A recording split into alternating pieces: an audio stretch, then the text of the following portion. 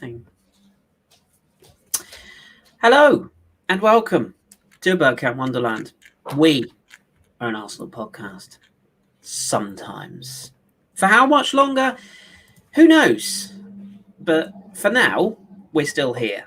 It's just me and Dani. Dani, say hello. Hello, Kris. Hello, Chris's jumpers.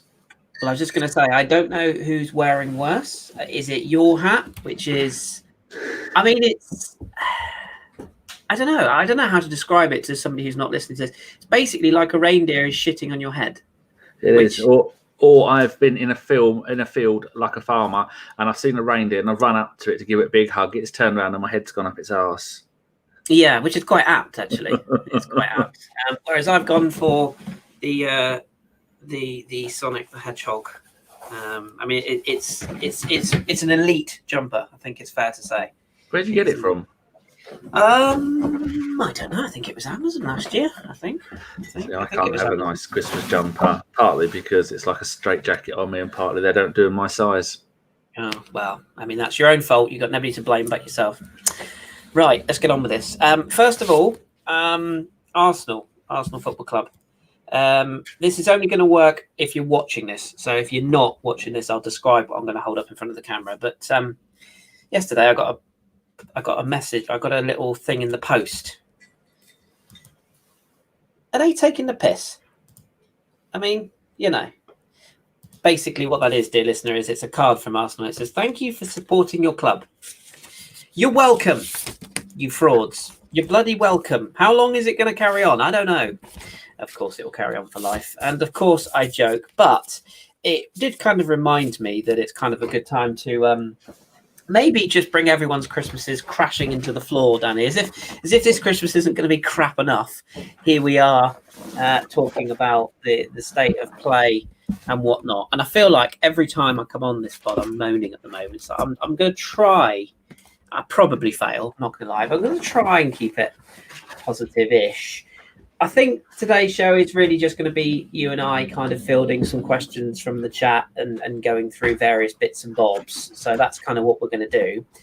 One thing we are going to do just before we launch into this joy of wonder that is Arsenal at the moment, it's almost a year to the day, Dani, that we said goodbyes to our dear friend Dave Gunaholic, who sadly passed away on Christmas Day of last year.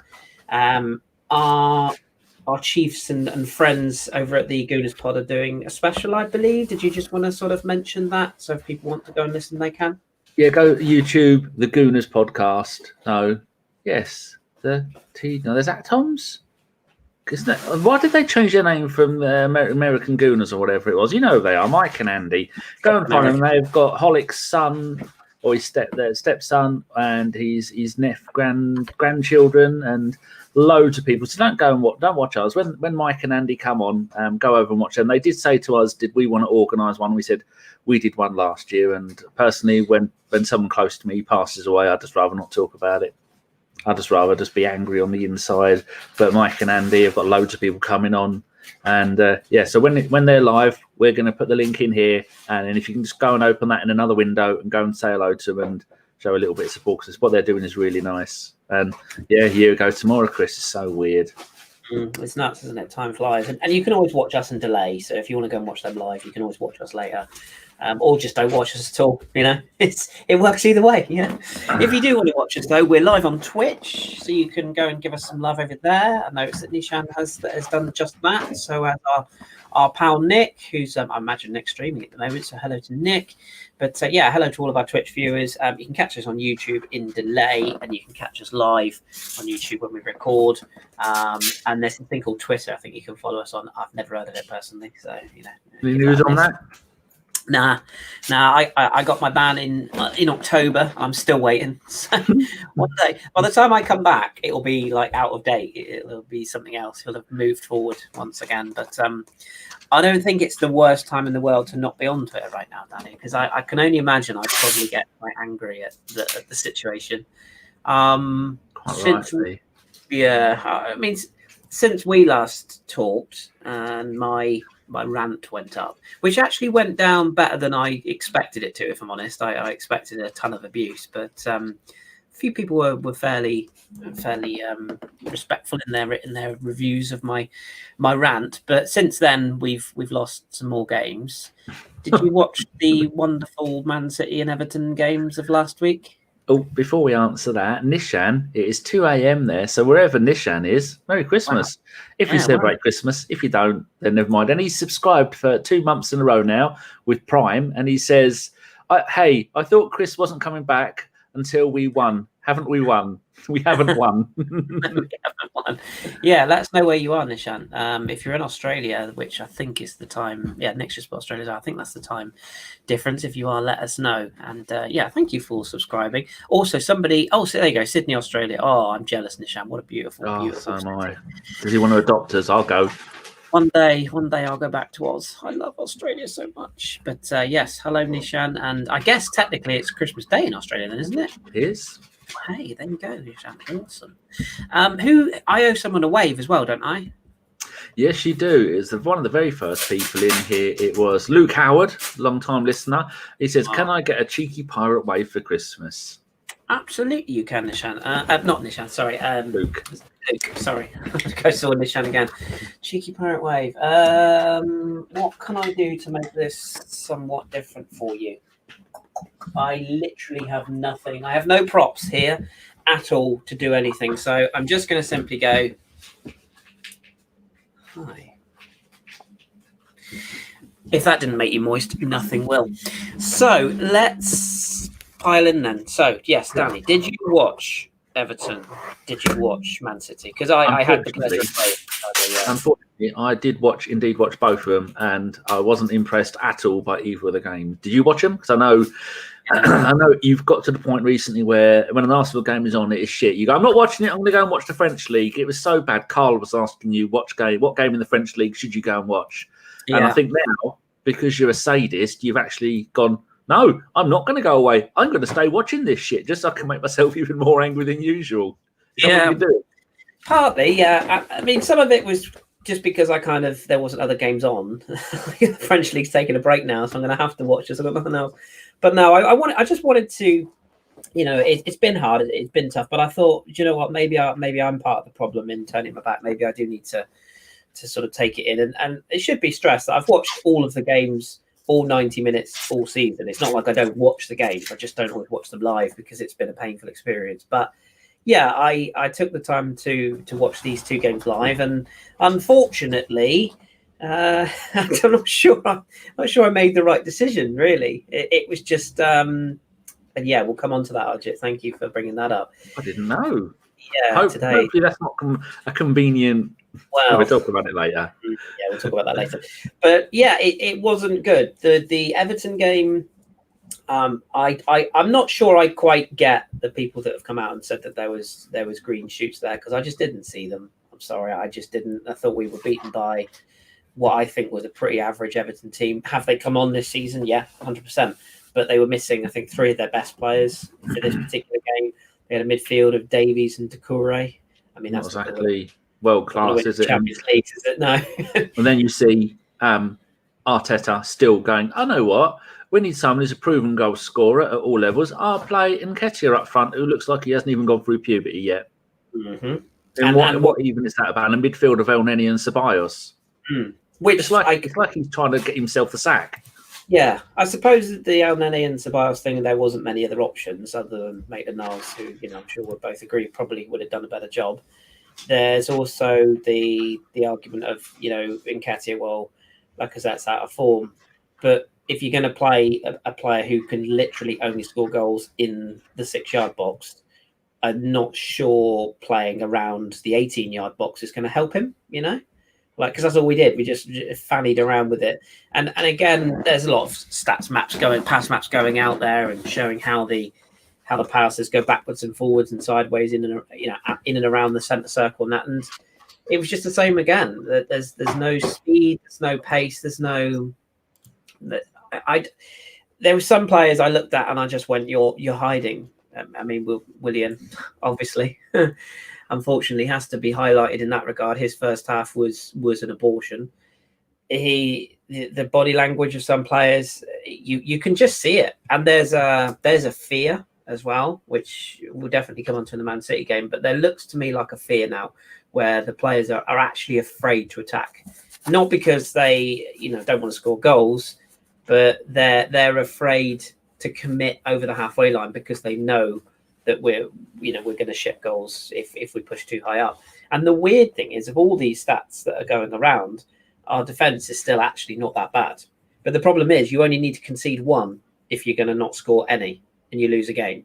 So, it doesn't matter if you lose 20 games 1-0 or 20 games 16-0 in the long run, because you still lost the games, And yeah, there's goal difference and all that jazz. But ultimately, it doesn't matter. If we can't score goals, we ain't going to win games, So well, you ain't going to score goals if you ain't going to try and create goals. And when you're doing the same thing over and over and over, it's the definition of madness. Doing the same thing over and over and expecting different results. It isn't going to happen. And it seems to be that he's either ignorant or stupid, because it's got to be one of those two things, because the amount of times that he's doing the same thing, the amount of players that aren't performing. And then we saw in the Man City game, the moment that Emile Death Row comes on, immediately tries a through ball, does more creativity in the first 5 minutes of being in the game than what Ceballos, Xhaka, El Neni, all that lot have done all season. But we know sure as shit. I mean, Bellerin looked good when he come on. And we know sure as shit against Chelsea a couple of days' time, those lot won't be seen. They might not even be on the bench. No.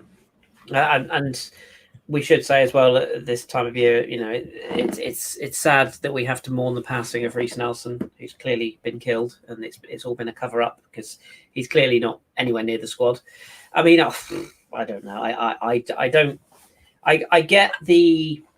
If we look at the Man City game, for example, Mustafi, Kolasinac in the squad or in the starting lineup, I kind of get the reasons why some of the old players are dug out to play, because you kind of don't want to throw in kids that you essentially could kill, to use a Wengerism. But at this stage, the Man City game, at no point did I ever come up and think to myself, we're in this game. Like, even, okay, we were goal down inside 2 minutes, whatever it was.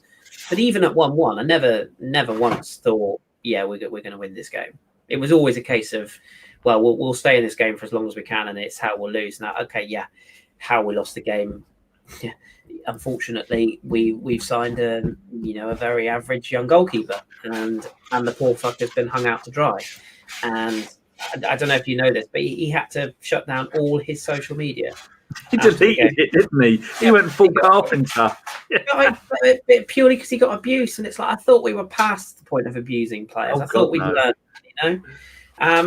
He's not really good enough, unfortunately.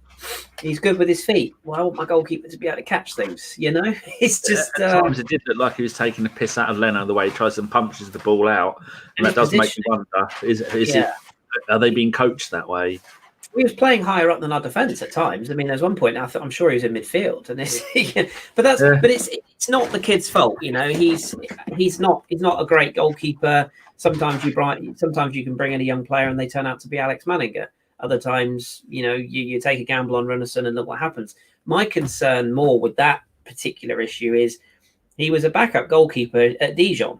He wasn't a backup goalkeeper at Barcelona or, at Bayern Munich. He was a backup goalkeeper for a team bottom of Liga. So that should have rung some alarm bells. And the fact is, Iñaki Kanya, I think his name is, the goalkeeping coach, was the guy that recommended him. That's where I would be slightly concerned, is that you've relied on a coach who you've signed to say that the goalkeeper's good enough. I'm not saying Matt Macy is the way, the truth, and the light, but would he have done any worse in that game? I'm not sure. And it's not. This isn't all on Runarsson. We were poor in so many different aspects of that game, and we didn't. I don't think we helped ourselves with some of our defending.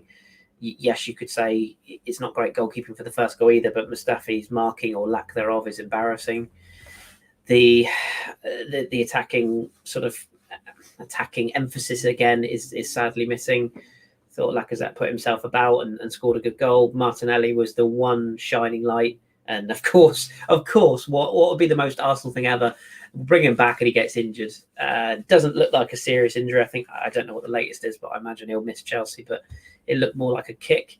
And yes, you could say Zexafen could have been dismissed for that challenge. And yes, you can say Man City's opening goal is offside. But before VAR, nobody would have blinked an eye. So there's so many excuses you can make, but ultimately we're not good enough. We weren't good enough.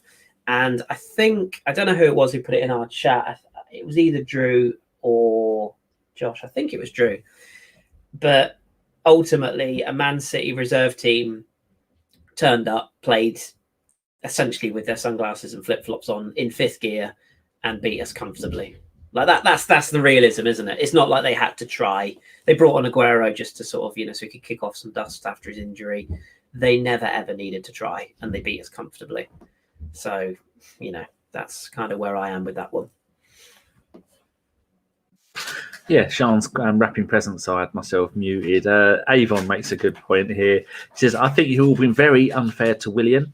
It takes a certain genius to be able to play the game at walking pace when literally no one else on either side is doing the same. It's walking football. Dear old Dave Goonholic, he was big into his walking football. He used to talk to us about it quite often. And I think Willian would work perfectly. He, like you were saying, he was hiding. He doesn't want the ball. And then there's that thing, isn't there? When players aren't very good or they're not involved in the game, they just stand there. And then when they put their arms up, when they don't get given the ball, they just go, oh! And then they don't. There was some point at the game yesterday, when we were playing against Man City, someone was made a run to the right-hand side of their box.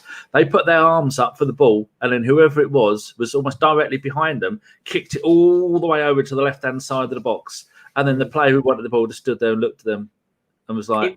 It reminds me of, to use a video game analogy as we do on a regular basis, it sort of reminds me of assisted passing in video games, like where the AI makes the decision of who it's going to pass to. So you're running forwards and you've got a guy on the right and you've got a guy centrally and you've got a guy 50 yards to the left.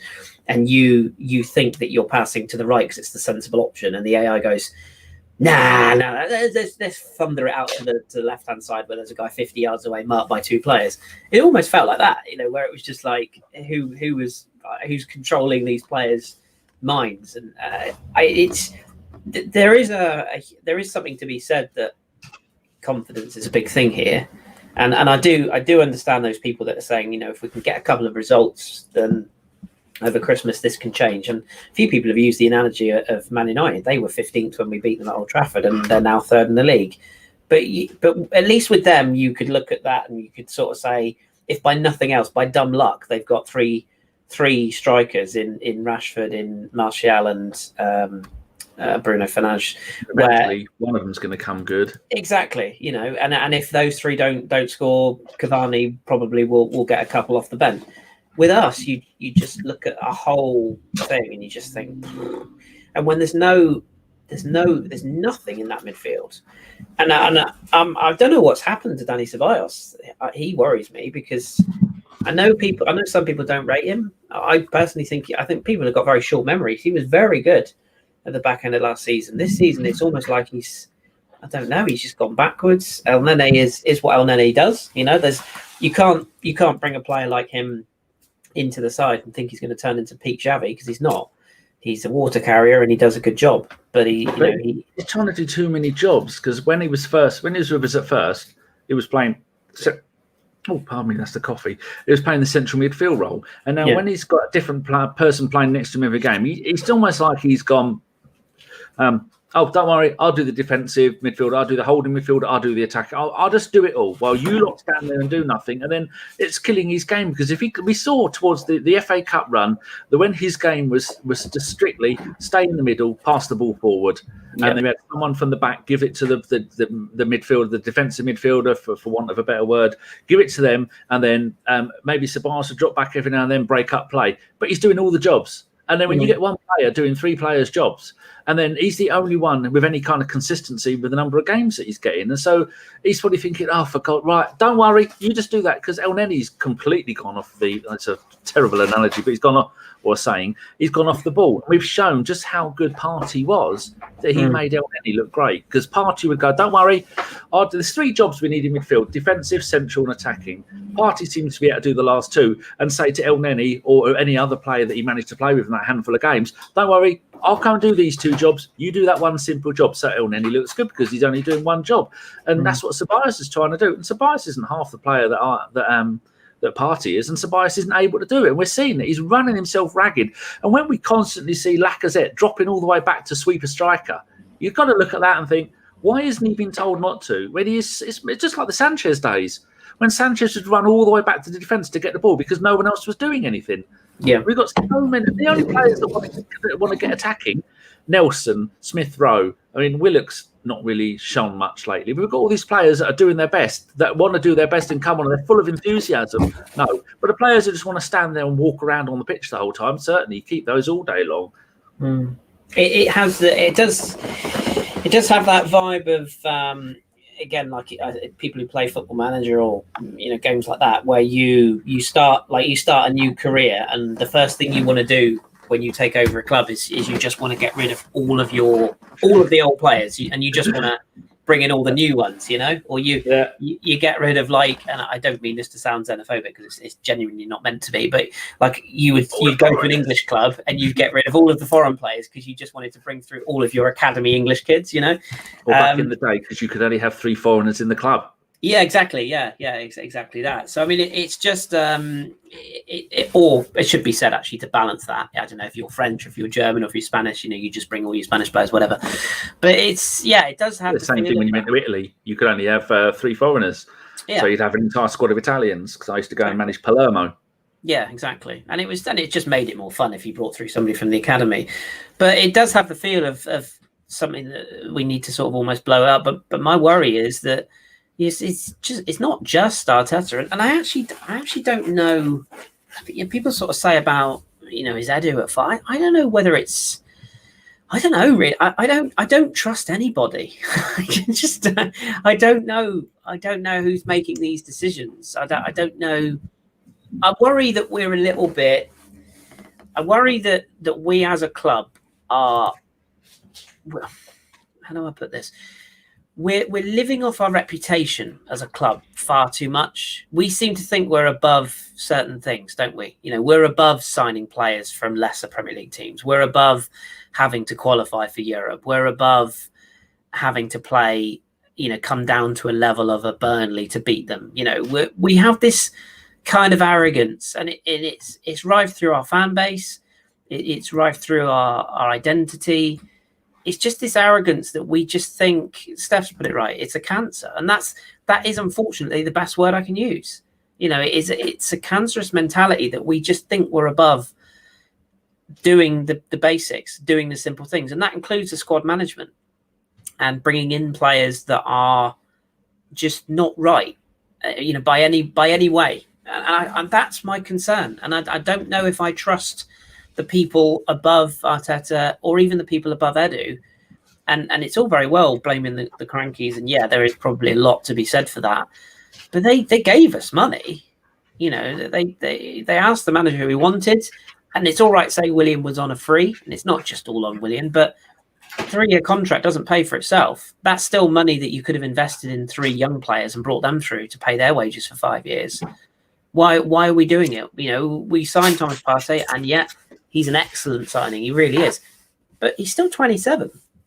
He's not getting younger. We're not going to be able to sell him on. So, I worry. And I was listening to the Arsenal Vision podcast earlier on, and Elliot was saying about the January window, and he was saying if it was him, don't give them any money. You don't allow any players to come in January. All you do in January is you sell. And I kind of get his point on that one. Because would you trust this lot to bring in anybody in January? I mean, I don't even know who'd want to sign for us. Like, people talking about, Hussein might still be available in January. Do you think he's really going to sign for us? No. He'd be fucking mad. I don't know. What would you do in January? The Gooners podcast are live now. There's a link there. If you can just go and give it a thumbs up, and they're doing a special about Dave Goonaholic favour. So just go and there, say hello. And you can have both windows open. But I forgot they were going live today at the same time that Kris said, let's do one.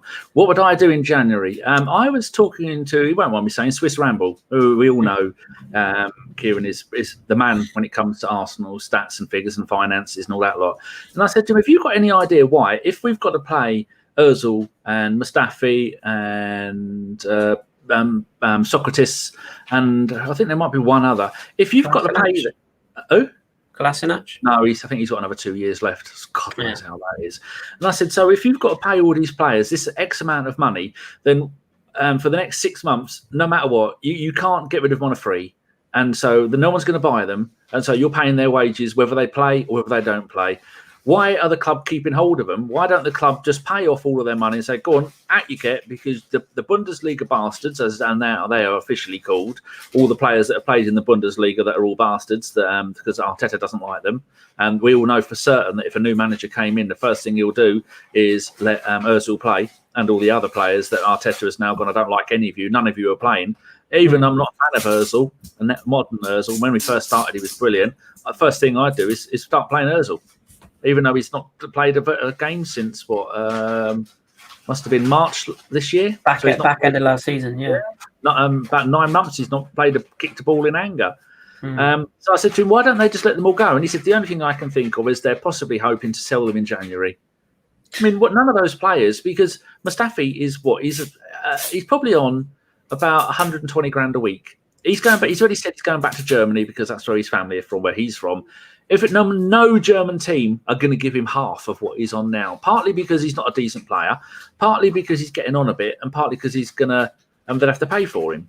And if they didn't want to transfer, there's a reason he's being linked with Barcelona, not because Barcelona think he's a brilliant footballer. It's because Barcelona are doing what we did. They're scuttling around the bins because they've got no money. So it's like there's a reason why. They're on the verge of bankruptcy, aren't they? I mean, it won't come to that, but they have no money, so they're looking at sell a training ground. Yeah, they're going through eBay looking for defenders, and Mustafi's available. So it's like, well, maybe we could go there. Because when they bought Song and when they bought Vermaelen and all that lot. They're not going to. But there again, saying that, is it Braithwaite? They only bought him in because they a last minute deal turned out to be a half decent striker, hasn't he? For games in Europe games. If you play for Barcelona, you're probably going to get chances, aren't you? If you're half decent, you're probably going to score a couple of goals here or there, and But yeah, I'm with you. And I'm with Kieran. I don't get why they're being kept around, and the whole Ozil point. Like, I'm with you. I probably would take a gamble on him in January, but doesn't that also make us look like utter idiots for even saying it? How backwards thinking is that? We were all sat here, me included, 4 months ago, going, I back Arteta. He's made the right choice. You've got to look to the future, and now we're sat here because we're desperate. That's why we are absolutely desperate to see a player come back in who we'd all given up on, and that's how desperate we are. And let's just say, for argument's sake, we just say we stuck with Arteta and he went, do you know what? I've made a mistake, which for the record, he's never going to do. But let's just say he said, I've made a mistake. We're going to give Mesut another go. And he comes out with a load of crap about how he's been training brilliantly and his attitude's changed. And, because that's what will happen. It won't be a case of, look, I'm desperate, I'm going to try anything. It'll be Mesut's been great and we're going to give him a go. Let's say he comes in and he assists 5 out of the first 10 goals, scores a couple, and we win 4 on the spin in January. All that does is put another plaster over the seeping, pus-filled, yellow, gross, poo-stinking mess of a graze on our leg that we've had. The bone's out, it's that bad an injury. And all that does is gives potentially another manager coming in, or Arteta himself, a problem, because then you've got your most informed player, who happens to be Mesut Ozil, who suddenly has had this upturn in form, and you now can't leave him out, which means you're having to build a team around a player that 6 months ago you wanted out of the club. And the club, they'll give him a new contract. Exactly. And then we end up giving him another new contract. There's suggestions that we're going to give Rob Holding a new contract. No problem with Rob Holding at all. He is what he is. He's a decent, quality young defender. But we shouldn't be giving anybody new contracts at the moment. We shouldn't even be entertaining the idea of a new contract. You're 15th in the fucking table. Win some games, get us back into the top 8 even, And then at the end of the season, we'll see where we are. Contracts at 50, like, come on. It's just bizarre. And I know Arsenal will probably turn around and say, well, we're protecting our investment. What investment? What have we invested in this squad? You know, as MJL puts in the chat, Balogun. Why are we rewarding Rob Holding, who we, you know, were about to ship out to Newcastle 6 months ago, when we've got a player who is barely making the substitutes bench, who probably should be closer to the lineup than he is? Why are we not focusing on him? Why are we not? As I say, I'm not saying Reece Nelson is the way, the truth, and the light, but why not chuck him on that wing and say go for it? Why not play Emile Smith-Rowe, who did, as you said, did more in 15 minutes than most people have done in 3 months? Abbas Galif says on our YouTube, says Song is now playing in Djibouti, also known as French Somaliland, with my Somali people. Crikey, I didn't even know he was still playing. Yeah, he was released by his Swiss club. And then that's very good. I think he's only 33. To be playing in a league, I mean, he's playing for a club where their name is, there's two names to the club, and the second name is their sponsor. That's, you know, like they said, those Welsh teams, Total Network Solutions. They renamed the club. That's what they've done with the sponsor there. They're not even a good team. They've not won the title.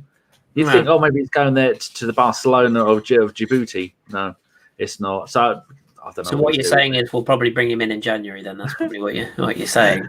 Matt D'Souza says we just need to release or pay off Kolasinac, Mustafi, Ozil, Socrates.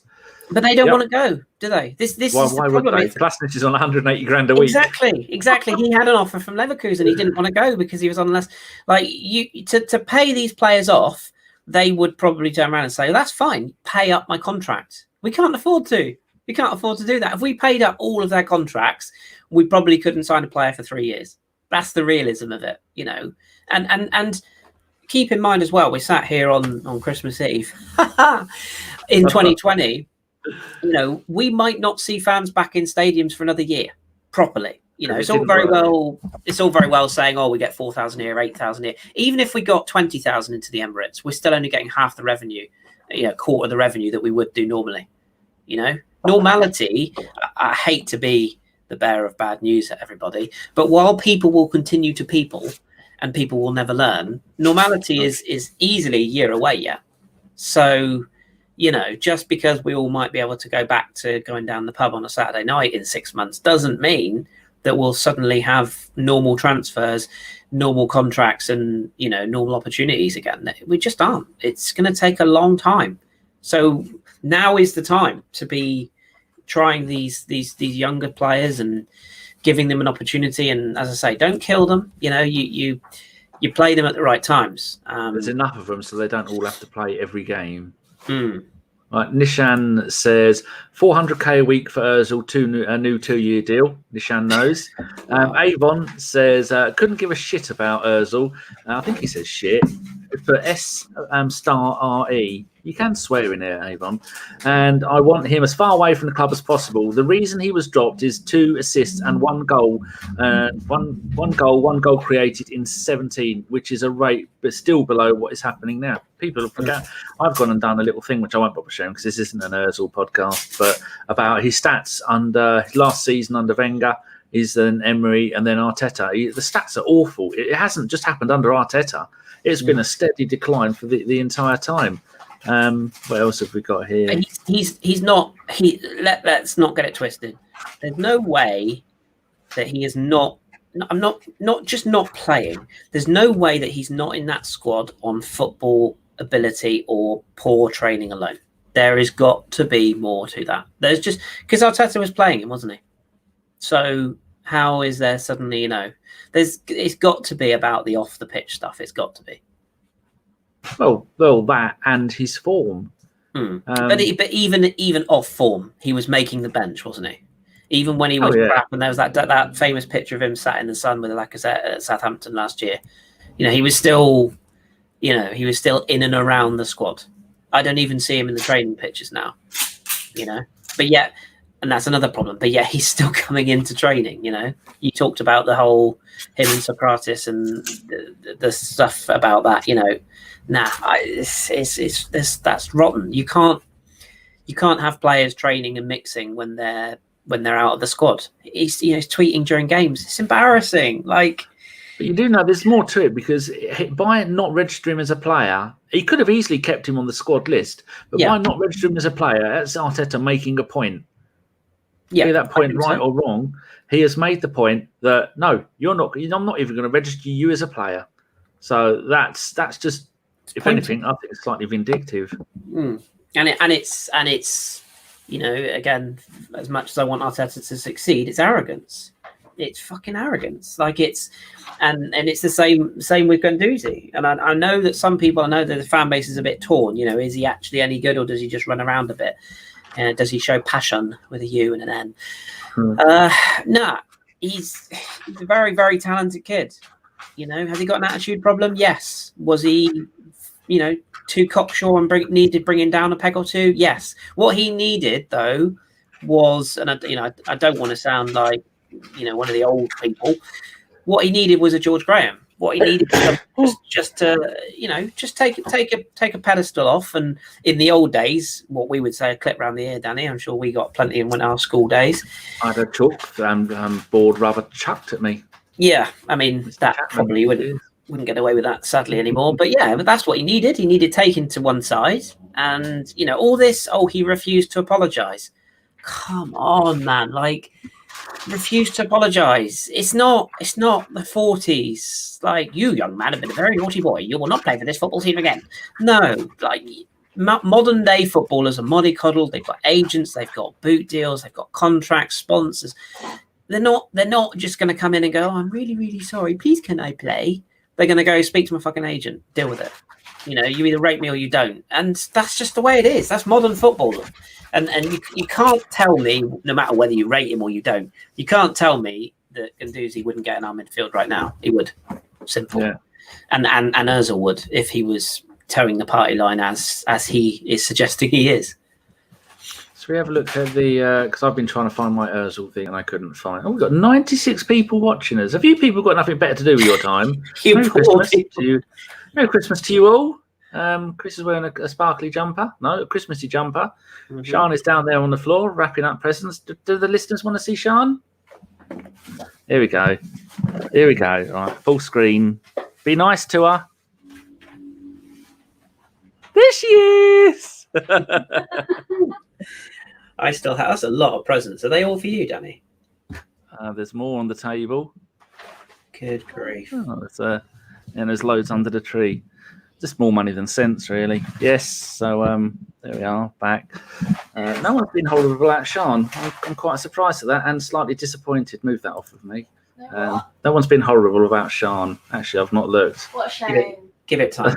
Stefan's put tier 4. No, we live in the wonderful God Manchester, and it's tier 2. Going into tier 4. Not yet. We're not tier 4. We're tier 2. No, Boxing Day we're tier 4. 2 more days of tier 2. We're staying in tier 2 full stop here. So it's what? Fuck you. We're staying in tier 2 full stop. Yeah. It is. Let's have a look at what some of the people are saying. Nishan, who's been a very busy man in Sydney. I'd love to see. I always get the hiccups after I've had coffee. I think it's my body rejecting it. He says, I'd love to see Bellerin, Gunner 10. Gabby, who used to play for Villa, said he would love to play against Rob Holding. That's Gabby Abonglahor. Him too, He was a decent striker. Arjeet says, if Arteta thinks Saliba isn't ready, is he lying or didn't he get by the hype? He wasn't bad in League One. I'm going to say nothing and mute myself while Kris tells you. Are we allowed to say what you put in the WhatsApp group about 4 or 5 days ago? I was thinking about this. I think what I can say is, I think what I can say is I have it on fairly good authority that the things the club are saying are not altogether completely true. What? Arsenal full of shit? No. I know, who'd have thought? You told us weeks, about 5 days ago, didn't you? You said keep it quiet, and then you and Drew were having a good old chat about it, and you said almost verbatim what has come out in the papers about he's been sold a lie and things aren't working out, and he's been... the whole thing's a mess, and there's more to come, isn't there? But you're not allowed to divulge that just yet. Yeah, I can't say too much. And you know, I can feel the ITK burn on the back of my neck already. Well, I mean, but it's not really about being right. I mean, there's there's elements of things that football clubs are very clever about what they let come out and what they don't let come out. And there is definitely more to come out about this Saliba situation. And I feel for the lad, because it's like I said on the pod the other day, our defence overall this season hasn't been bad. You know, Gabriel was an excellent signing, but when you sign a player and it's not just about the value, but when you sign a player of Saliba's talent for the money that we paid, and let's not forget as well, it wasn't like we signed Saliba as a quiet investment. You know, this wasn't Patrick Vieira from AC Milan's reserves that Arsene Wenger turned into a superstar who captained the club. This was a player who Real Madrid in particular were very close to signing as well. This is a player who'd been scouted by Bayern Munich, by Inter Milan, if you believe, or reports even by a certain club down the road from us who play in the toilet bowl. This was a player who was attracting a lot of attention from big clubs. And we blew the trumpets when we signed him. You know, we made a big deal. There was loads of social media about it. There was loads of videos. His first interview in English, there's a big thing about that. There was loads and loads. Thank you guys, ladies and gents. There was loads of talk. You know, we really championed this signing, and we were all over how great this lad was. And then all of a sudden, he can't get anywhere near our bench. He was named on the bench for the Charity Shield, and then it was all, you know, everything all went quiet. Like you said, Dani, I can't say too much, and it's not because I don't want to, and it's not because, let's face it, I haven't got a Twitter audience to build, but there was a few people that I've spoken to, one person in particular who's very close to the player himself, who has done an off-the-record interview with the player himself, and he has said, Saliba, that he's far from happy. And there are certain things that have happened to him that have not come out in the press yet because the club don't want them to come out. And one of those things, which I can sort of say with fairly good authority, is that he has been essentially scapegoated for trying to push through playing that cup final for St Etienne. And if that's the case, if that really is the case, I find that so petty. And what worries me more is that I find that quite Arteta. Based upon what we've seen around how he's treating other players, it does come across as the sort of thing he would do and say, "He's playing Billy Big Balls, isn't he?" Yeah, you know, and put his foot down and go, "No." But Wenger was one of the best managers that's ever kicked a ball. That's not the right word, is it? It's ever managed the team. You got the right to make that decision. And so he's learned under two people like Pep and Arteta, and Wenger, that the moment you walk in a club, those players are all get on their knees for Pep and for Wenger. And Arteta's gone, well, I've been brought up like this. I want you lot to do it. And them lot have gone, well, fuck off, mate. What have you ever done? You've won an FA Cup with Arsenal as a player. You've won a league with Rangers as a player. You've not even played for your national team, you big minge. And now you're telling World Cup winners to shut up and do as you're told. You answer that. Sir Alan Bastard MP has given us $5 dues. Cheers, Sir Alan. He says, I want more English players. Can I say that without offending? You can at ABW, because if we were a German podcast, we want more German players, and that is okay. But I just want to go and mention we've got 112 people watching. My good Lord. Went full NTK, isn't it? That's what it is. Our funder has said, put the Manscaped to use on top. Yes, I did actually use the Manscaped because, I forgot. Well done. You reminded us. Where's the thing for Manscaped? Oh, there it is. Yeah, if you go to manscaped.com and use the code Bergkamp, you'll get 20% off. And they said 4 people have done it. So 4 people listen to this show and Kris have no longer got hairy balls or hairy lady gardens or hairy art. I don't know what you're using on. We've asked for pictures of you shaving your testicles, and we're going to forward them to Kris. How many have we sent to Kris? I've got 4 so far, and they satisfy me pretty much every night. There you go. So, yeah, go and do that. And they said, we'll send you some more stuff if you want. We said, no, don't worry. You've sent us enough stuff. And I think that confused them, because normally people want everything for free. We said, no, you've given us enough. We'll keep doing it. And we'll just carry on doing it because we're kind. So we're going to leave that across the bottom of the screen while we go through some of this. So they go, there's less than... One other thing on Saliba. Just go on before then. we Well, go into Matthew that. D'Souza says there's only less than 100 listening. Tell us everything. Yeah, fair point. The other thing about Saliba as well is that he's desperate to play first team football, and he's essentially said or told the club that he wants out if he's not going to be played, and that doesn't necessarily mean that he wants out full stop and that he's unhappy in London or anything like that. So all of this stuff that you hear about, oh, he's not settled and he doesn't like London, that side of things is rubbish. His obviously lost one of his parents, and that did hit him hard, isn't it? Or is it both? Yeah. I heard so many different reports. Yeah, well, I mean, others have said it was both his parents. And any loss in the family for a kid that age when you just moved countries, it has a huge impact. But the club rallied around him and did everything right, and he's a very popular young lad in the squad. The only other sort of side to it that I would say, and this is perfectly fair, is there have been reports about him in youth games, and there was that particular behind closed doors game against Villa where he was all over the place. Newsflash, people, that's what happens with young players. That's you remember when the likes of Man United blooded all those kids. They're going to make mistakes, and the biggest issue I have with Arteta saying he's not ready for Premier League football and all, it's not that he's not ready, it's that he's not ready to play in the style of play that we have. Look, Rudy just put that your exact point. Yeah, he's not. He's a ball playing progressive centre half.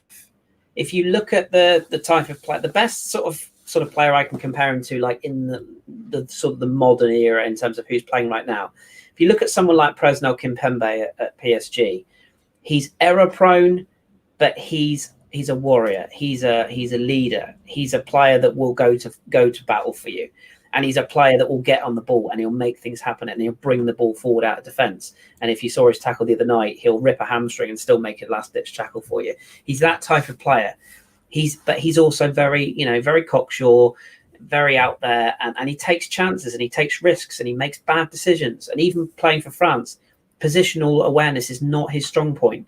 But what he gives you in exchange for that is the ability to go and win the ball high up the pitch. The reason, I have to bring this up, the reason Gabriel got sent off against Southampton is because Arteta is asking him to do the job that Saliba should be doing. He's asking him to progress the ball forward, bring the ball forward, press really high up. It's not Gabriel's game. Gabriel's built like a brick shithouse. He's the guy who you leave deep. He's the guy who you rely on to make the strong challenges, to lead the defence, to sit and make those big challenges. And he's the guy who wins the ball, who then gives it to a player like Saliba, who progresses the ball into midfield. And then, of course, we all know we don't have a midfield, so that isn't going to work. But he's the player that, if Thomas Partey is in the squad, he's the player that potentially you could groom to bring the ball out of defence, to feed Thomas Partey, who then feeds the number 10 that we don't actually have, who then feeds the strikers that we don't have. So that, if it comes back to the whole Pepe thing, if you sign a player if you sign a player that you've scouted to do one thing, and then you bring him in and don't do that thing with him, and you bring him in and you say, right, what are your qualities? Passing, bringing the ball out of defence, aggressive interceptions, progressing the ball through the midfield from defence. Right, okay, well, what we're going to do is play like Steve Bold in the 90s. It's not going to work. And you wonder why. So if they're saying he's not ready for Premier League football, the reason he's not ready for Premier League football is because he's not being coached correctly. Rant over. Again, people, there's 118 of you there. If you can go to that link, and Mike from the Gooners podcast has got Amanda from the Highbury squad on, and some of Dave Goonaholic Faber's family on there. And they're doing a live show now. They're doing a tribute to him. Just go in there, give them a thumbs up, say hello. And like I've got both windows open. I'm listening to Kris and then watching them, and they're all talking. And it's a really nice thing for them to do. Moving on to some of your things, Matthew makes a note here on the YouTube chat. It says, if the likes of Theo Walcott and Aaron Ramsey were coming through again, would they choose Arsenal as a place for young and upcoming players to have their talent nurtured or neutered? No, they wouldn't. They wouldn't. And that worries me. Do you remember? Because we can't afford to buy them done. And now the young ones that you're going to make better, they're not going to come anyway. But it's not just young players. Do you remember when we went after a guy who plays at Leicester? What's his name? Oh, yeah, Jamie Vardy. Jamie Vardy turned us down because Leicester have got a bigger future than Arsenal. Think about that just for a second. I'm not saying Jamie Vardy is the next Maradona, but you know what he does? He'd thrive at the moment, though, wouldn't he? Yeah. Do you know what he does? He scores goals, and he's a little shit, and he upsets defenders, and he's a constant threat. Oh, and he scored against Spurs the other day, which was lovely. You know, he is. I said it at the time, and I'll admit I was like, Jamie Vardy, really? I'm not sure how I feel about that. He would have been the Ian Wright that we signed in those years ago. That sort of slightly older player, because what was Wrighty when we signed him? 23, 24? He was an older. He wasn't like a youth prospect, was he? Right? He was at Palace. He was found very late, discovered very late. Vardy would have been that sort of shithouse to build a squad around in terms of goals, and you'd have just said to him, just go and play up front. You could have left Aubameyang on the left-hand side, and Vardy would have been, all these chances that we don't create. He would have said, no worries, guys, just put the ball over the top. I'll run onto it. Imagine, like, we just don't have that. So if we're getting turned down by a Jamie Vardy, then there's no point in us looking at the future talent, because they're not going to look at Arsenal and go, yeah. But Kieran Tierney must be sitting there now thinking, what the? Bukayo Saka signed a new contract. What must he be thinking? Jesus. And don't get me wrong, I'm sure they're committed, but can you imagine? Yeah, you'd be questioning it, wouldn't you?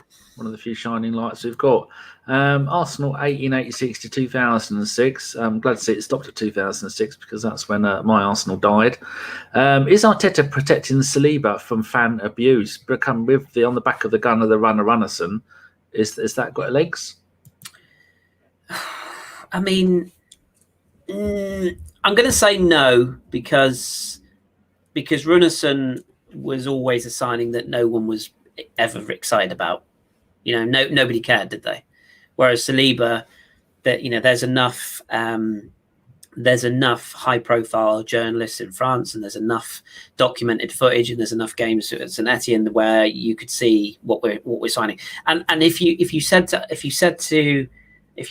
polled 100 Arsenal fans and you said, right, Arsenal fans, we're going to sign a player from France, what do you want him to be like? Everybody would say big, strong, athletic, confident, good on the ball, and exciting. All of those things are what Saliba is as a defender. So, and young, of course. So I think he would be given. He'd certainly be given time now. If he came in now and he made his debut against Chelsea, which I know can't happen, and we lost 7-0, and 6 of the goals were his fault. Yes, you'd get the "I fucking told you so." You get all those, but you'd get plenty of people going, well, no, actually, I'll give him time. Just like if we throw in Smith Rowe or, Nketiah or whoever, people will give those younger players time because they know they need time to adapt. What they won't accept is playing Kolasinac or, Mustafi, who let you down time and time and time again, who are senior pros. They won't accept those. So I think Saliba would have been given time.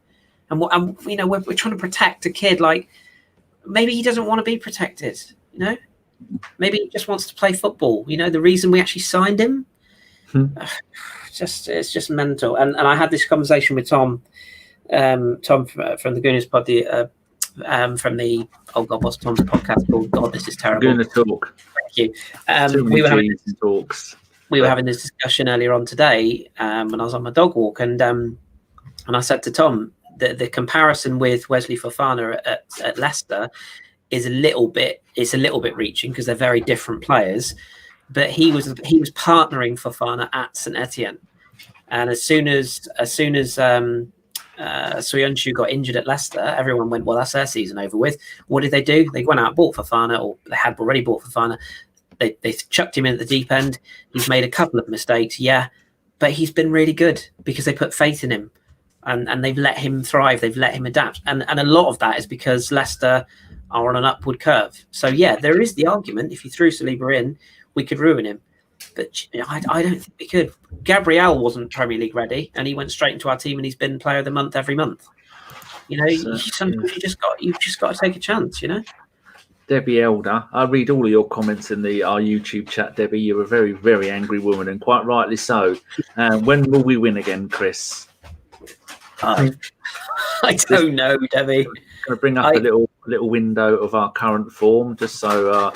I think he's got 3 games to save his job, if I'm honest. I think he's got West Brom, Brighton, and Newcastle in the league at home. I think they're the 3 games. I think we'll lose to Chelsea, and I don't think anyone will really care because we all expect it.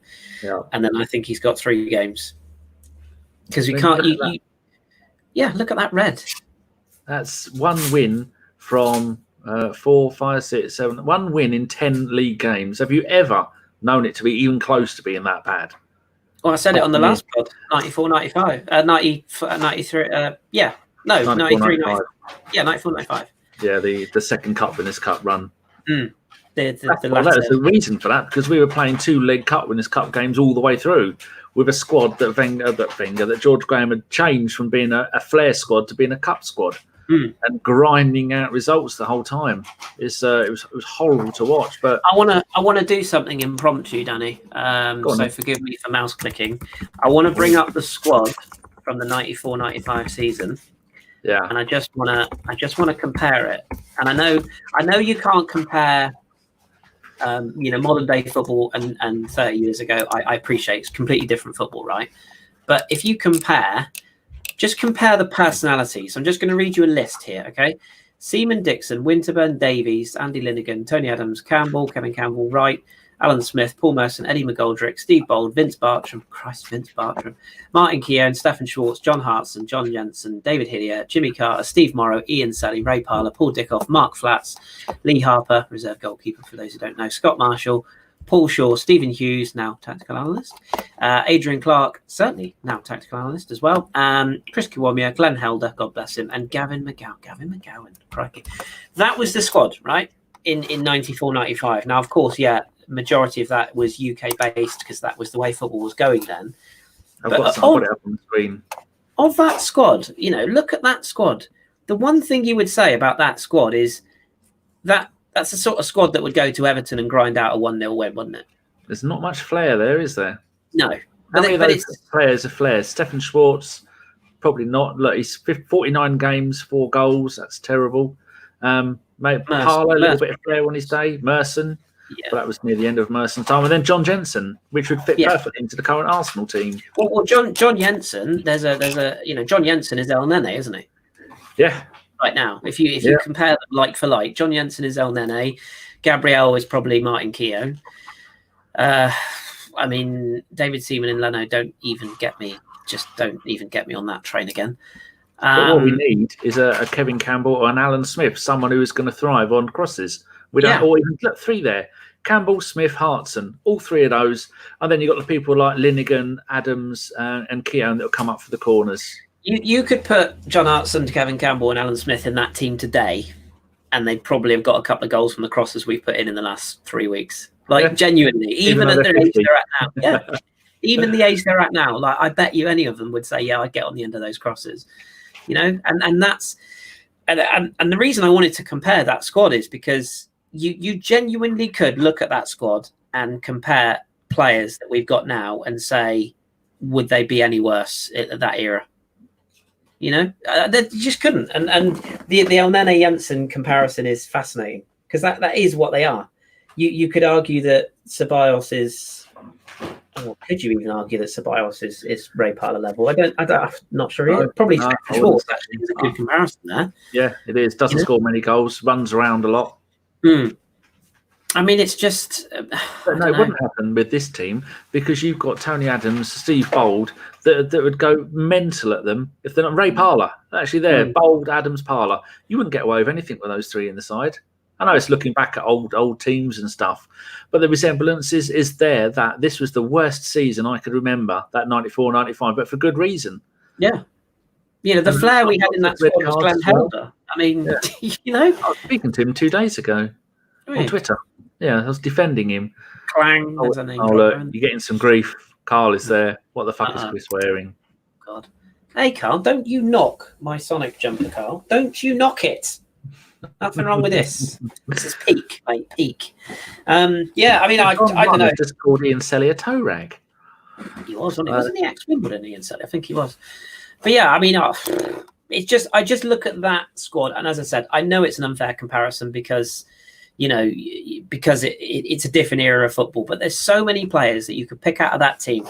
Scott Marshall is Rob Holding. Chris Kiwomya is Eddie Nketiah. Adrian Clark is probably Bukayo Saka's. Sorry, Adrian, I love you, but you weren't quite as as naturally talented as Bukayo Saka. But that era, Stephen Hughes is probably. Stephen Hughes is probably Emile Smith Rowe, in terms of like age profile coming up. David Hillier, I don't know who David Hillier is, but that fly pigeon that's given us £2 to stick down your pants. Should we shoot more? Yeah, absolutely. Cheers, Mr. Pigeon or Mrs. Pigeon or just Pigeon. I don't know. This day you could be a potato pigeon for all we know. Karl probably hit the nail on the head there. They're all shit. Stop sitting on the fence. Yeah, he's probably right. But they're not shit. But could you put an argument forward and say that was 94, 95? We're now sat in 2020. How far have we come since then? If you I know you can't exclude the Wenger. Well, this team there had a team unity, and they had a manager that you did as you were fucking told, or you were out of the club, as Limpar and Rocastle and quite a few others found out, and Merson, another one that he got rid of, and Ray Parlour was Wenger. Actually, Merson might have been early stages of Wenger as well. Yeah, but here you've got the British core, and it may sound a bit mean to say, but when you had a British core, they were all together. They've all grown up the same area. They've all done the same kind of things. They all know what to expect from it all. There's hardly anybody here who's going to just stand on the pitch and walk around doing nothing. But there are managers out there that play a style. I mean, there's one not far from us in North London that plays a style that doesn't involve flair under any circumstances. Oh God, they're horrendous. And that's the trade-off.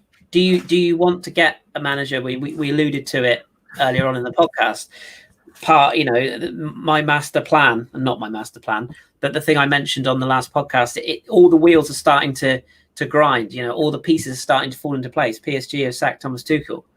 Would you be at all surprised if he rocked up in January? Because I wouldn't. And Thomas Tuchel is not a bad manager, but he's also not a great manager.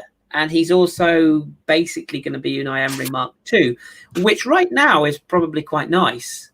But, I mean, what do you do? Do you sacrifice the style of play and go back to, your George Graham type of, your Mourinho in the modern era comparison type of manager who just... Rafa Benitez is probably a good analogy to use because he's potentially available. Do you go back to that sort of manager who's just going to get things organised and make you hard to beat, which Arteta did in the first place, but he's going to sacrifice that for style, but at least there'll be some sort of strategy? Or do you take another gamble and, go for a manager who's exciting and progressive and all of that? Because we can't make this mistake again. We can't go back again. We can't be sat here next summer again going, oh God, okay, well we're starting again, guys, because we did that last year. We can't keep on doing it. Like Steph says, new manager bounce. Well, I don't know if are we beyond the new manager bounce now? It's an interesting one. Look, someone's said, hi, Baldy, I want to crack an egg on your head. I mean, they're probably not allowed, to be fair. Ronaldo, Cristiano, you are more than welcome to if you want. Yes. It'll be my pleasure to join in with you. A lot of people mentioning Tommy Tickles. We'll come to that in a little bit. But, here we go. You ready, Karl? Chris, look who's here. Look who's here. Oh, God. We got Karl. What the fuck are you wearing? Haven't you got trains to be playing with on this Christmas Eve? I've done that early. Like it's yeah. Look at you rocking the merch. Look, is that the Christmas line you've got on? If anyone is interested in the LU merch, hit me up at London Bound Twitter. I've got you. It's it's the one. Oh God, you just you wanted to do a run in, didn't you, mate? You wanted to come on and make everybody's Christmases that little bit happier. Well, everyone will be at home. I mean, obviously, I hope everyone's staying safe and within their certain tiers. But I will be at work tomorrow. So we all have our crosses to bear, I guess. You're working tomorrow? I am indeed. I definitely am indeed. You London give too never much. speaks, Danny. You give too much to the public, Karl. You are too kind.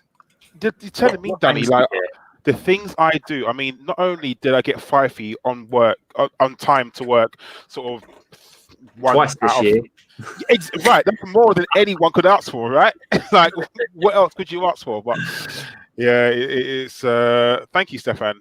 Thing, but yeah, sorry, this I don't know where you was in football, but it's all shit, isn't it? Yeah, basically. There you go. Quote the season. It's all shit, isn't it? Thanks for tuning in, everyone. Yeah, right. So we spent an hour trying to figure out what it was, and you've done it in 10 seconds. Do you know what the issues? And Kris was just talking about the new manager bounce. And I'll just come in on that if I can, Kris.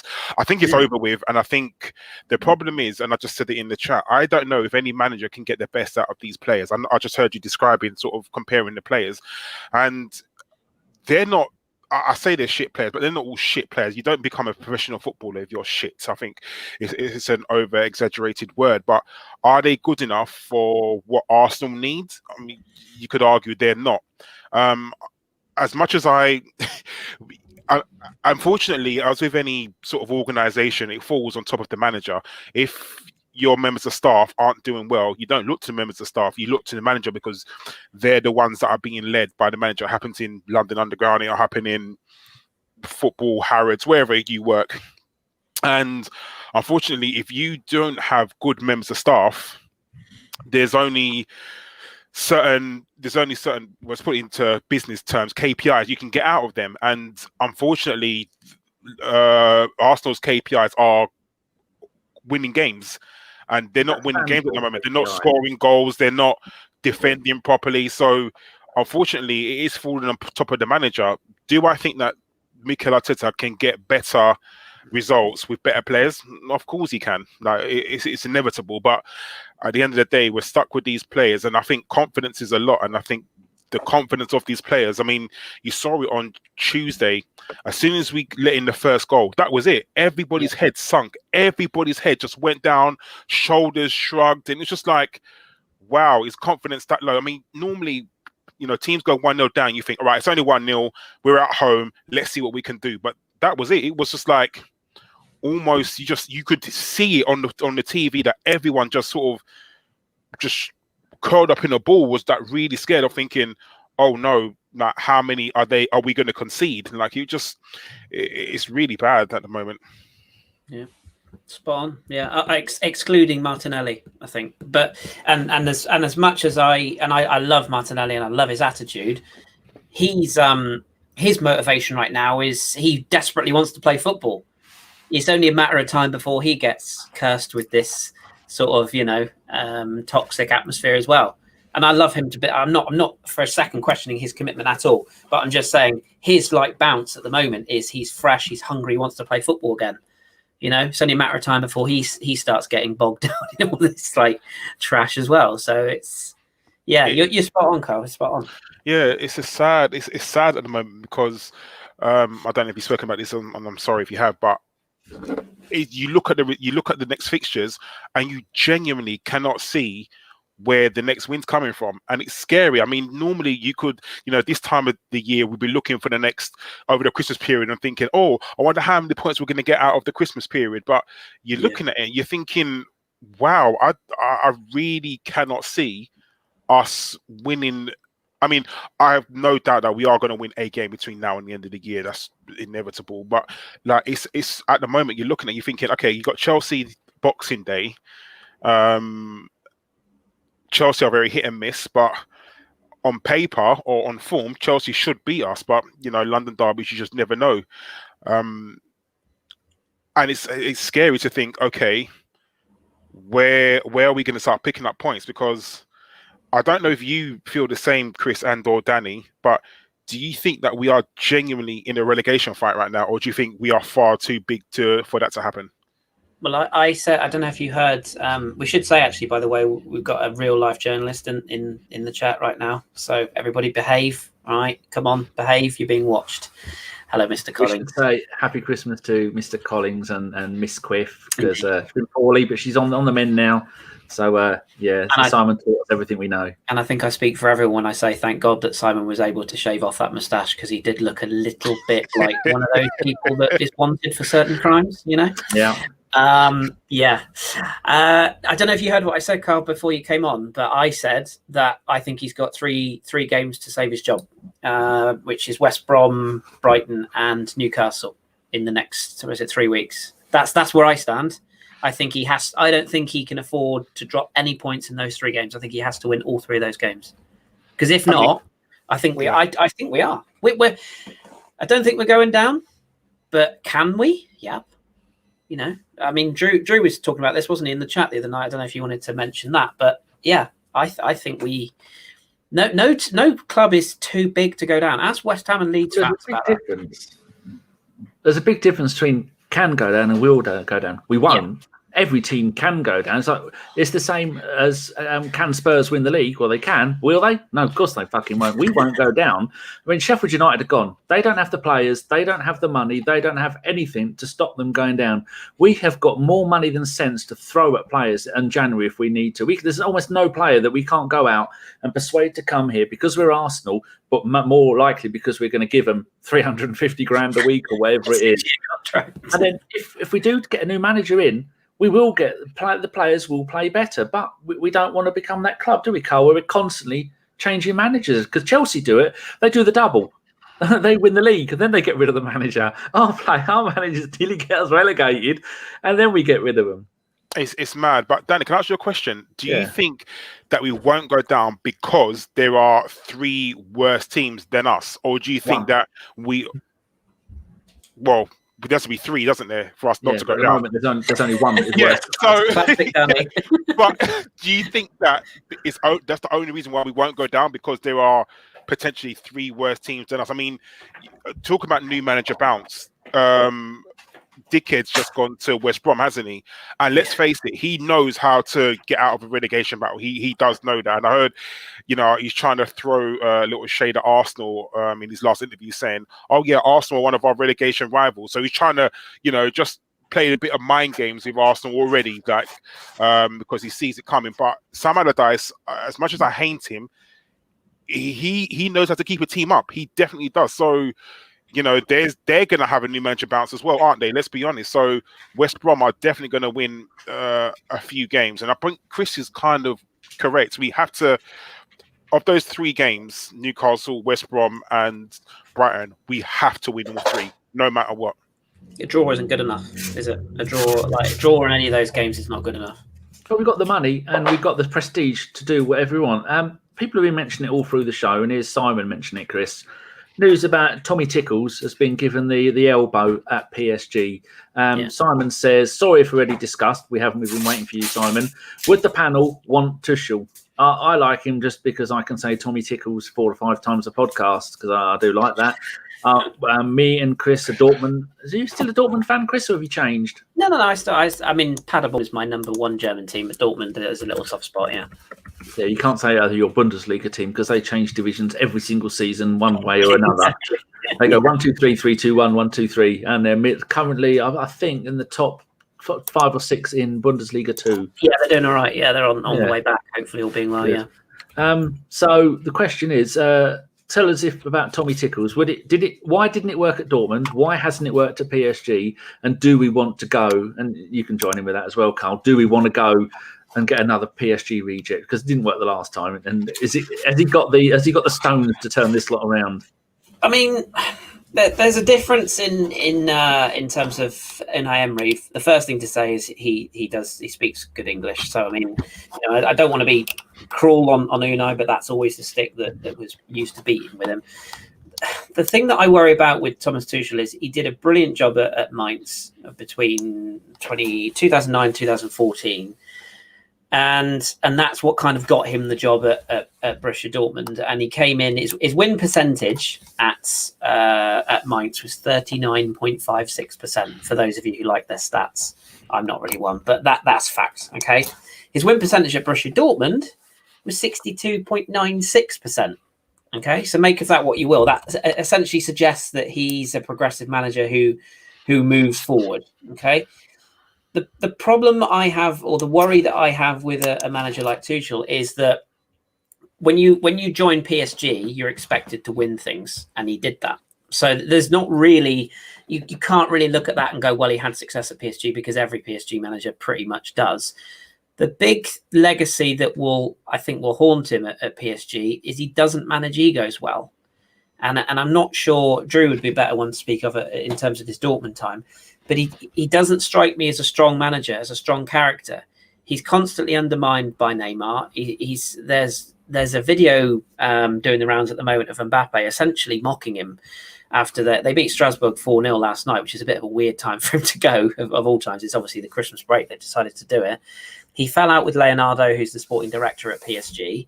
Well, what's the one thing that we have at Arsenal in terms of the backroom people? People that are quite easy to fall out with. So that's my worry. I'm not sure. And if you look at his signings at PSG, they've hardly been inspirational.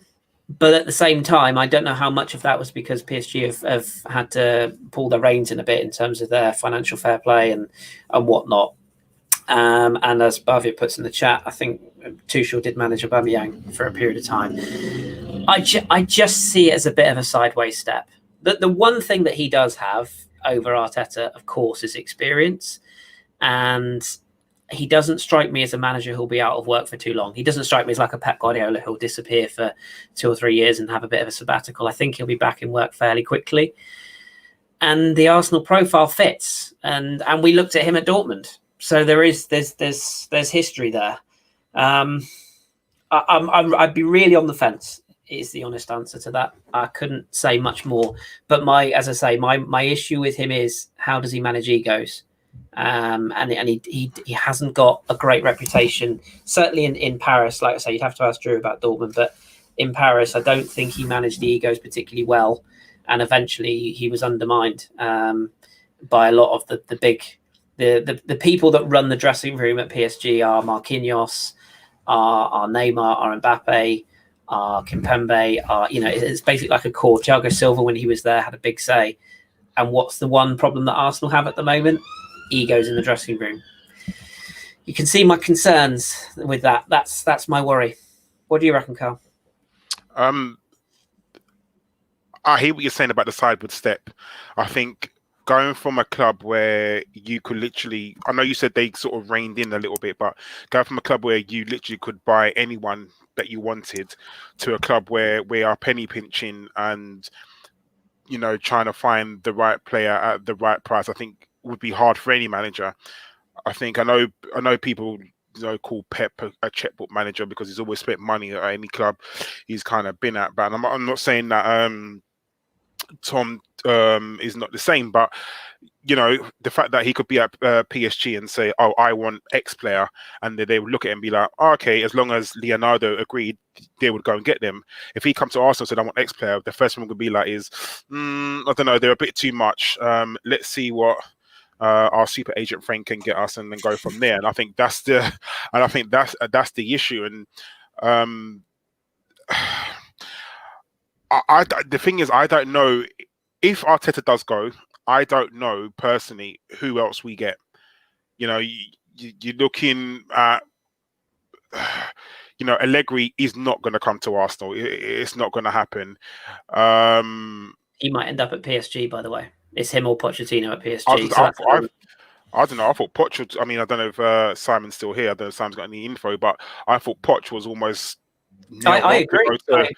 The French press is saying Allegri. The French press are going hard on Allegri, but I agree. Poch is, because he's a former PSG player as well. So yeah, I agree with you.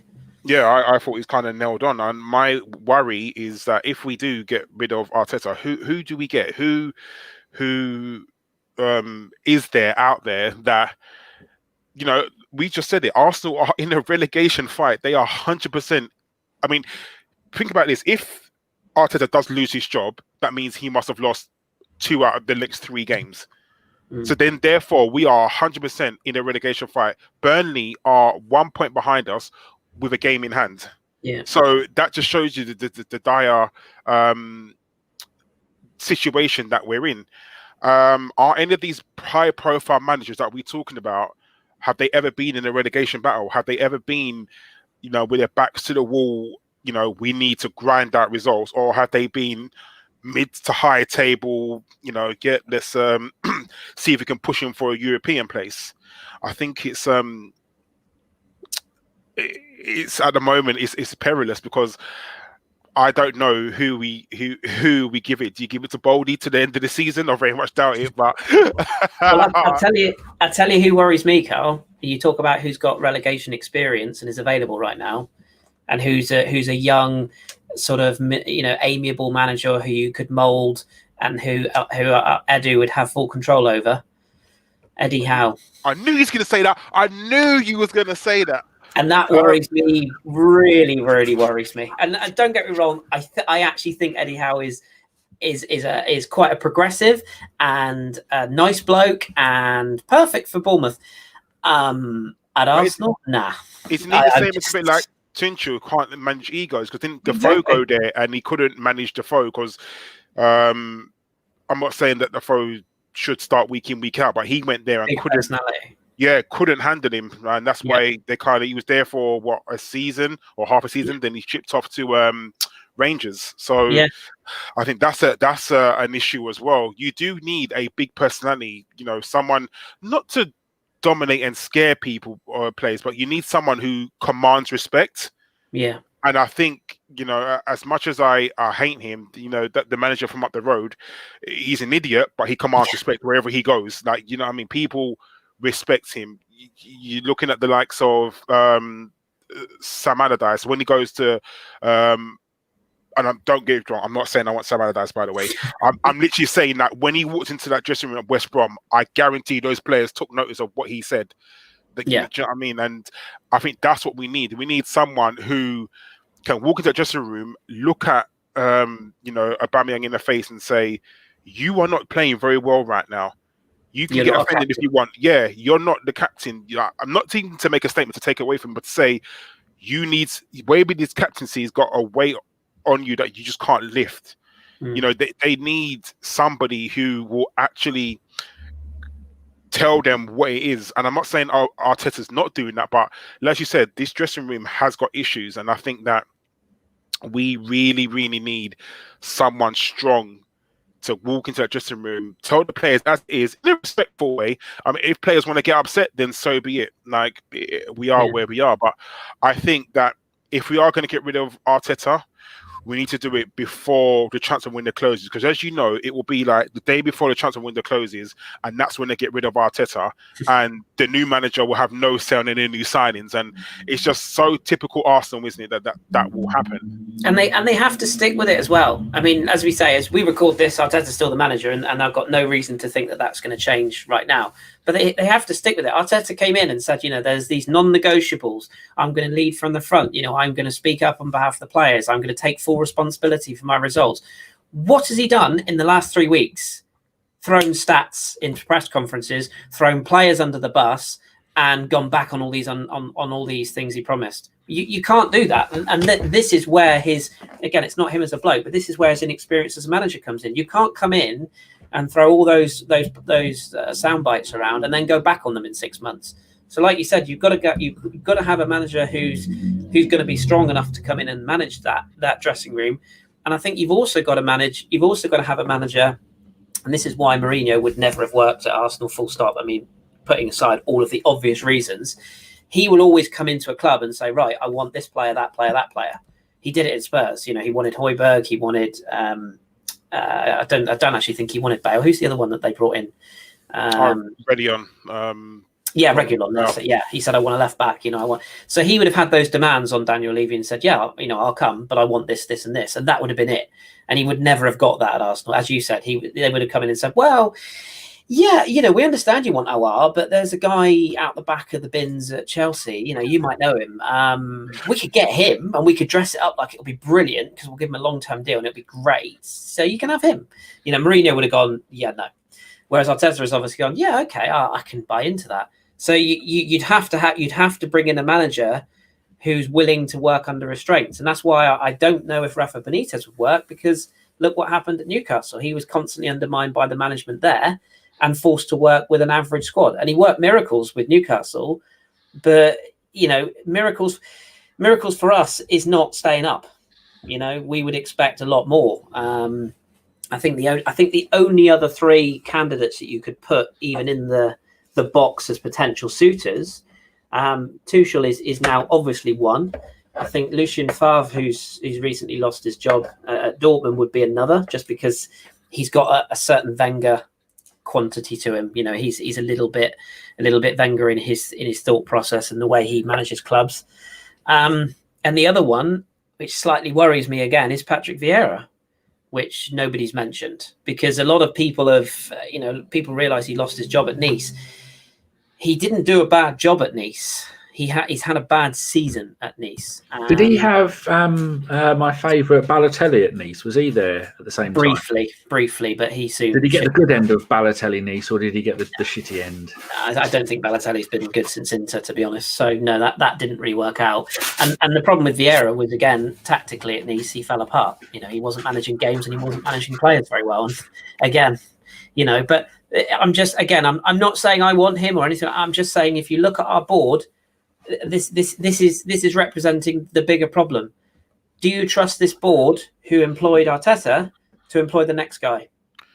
I think if Arteta goes, either Edu has to go as well, or Edu has to do basically the unthinkable, and he has to employ somebody above his own head to manage.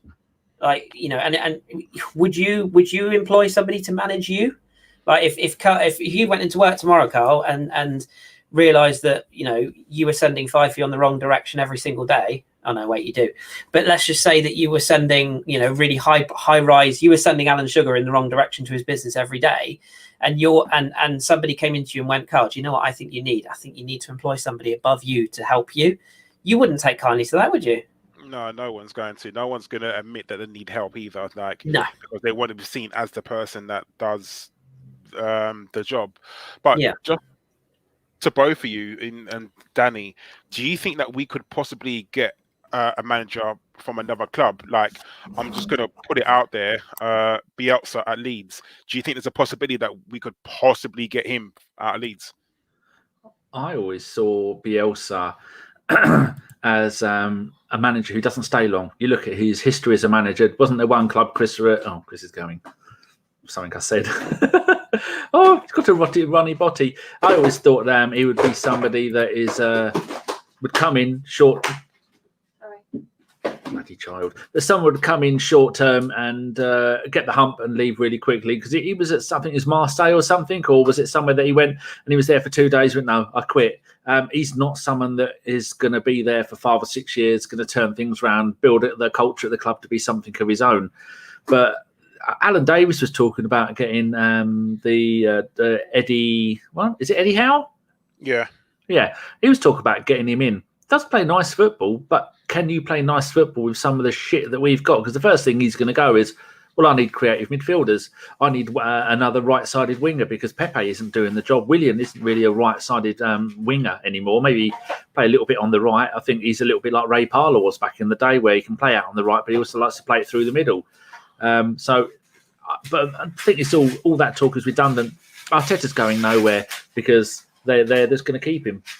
I don't think they want to be a club that is going to have 4 managers in 3 years or 4 years or however long it is. So I can just see us staying with Arteta. And Arteta can turn it around, but he's only going to be given until, well, there again, I don't know. Are they going to give him the transfer window and say, look, here, we'll offload some players for bugger all and we'll bring in some players that you want, and then we'll see from there? Or are they going to go, you've had 1 league win in 10, make that 11 after Chelsea, make after Brighton away, which we never do well on. That's going to be 12 games because we're not going to beat Brighton. Then after Brighton, we've got West Brom, and really should be sorted out by Fat Sam, who I like. Fat Sam. It's his 8th Premier League club. I got a lot of time for Fat Sam. You wouldn't argue with him. But after the West Brom game, if we don't beat that, that's going to be 13 league games without a win. And are they really going to go here, have some more money in the January transfer window? Or are they going to go, Tommy Tickles is available? That's our kind of manager. But somebody put in the chat here earlier, we need a manager that is going to head us towards the Champions League within the next 3 seasons, not someone who's going to help us just avoid the relegation. we are more than 3 seasons of the Champions League. That's for sure. Yeah. Definitely. I mean, Liverpool are going anywhere fast, are they? Like, I mean, slowly, so I should say that they're going to be there or thereabouts. Pep will always have money thrown at Man City. So whereas they're not doing well right now, the next transfer window, I mean, you can see Aguero. No, actually, because if they get Messi, Aguero is definitely going to stay, isn't he? So, but they're just going to throw money at to make them get better. I hate to say, I know Chelsea are always going to throw money as Chelsea do, and I know they're sort of up and down. If them not up the road keep playing as they are, they're going to be there or thereabouts. You've also got Everton that are kind of, looking the decent prospect.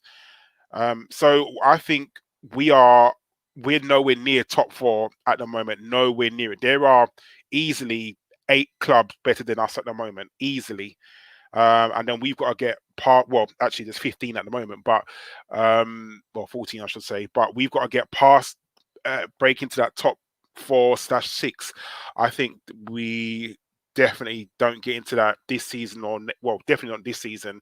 Next season, I just can't see it. And regarding what you were saying about the manager, the transfer window, surely if you're looking to get rid of Arteta, you've got to do it now.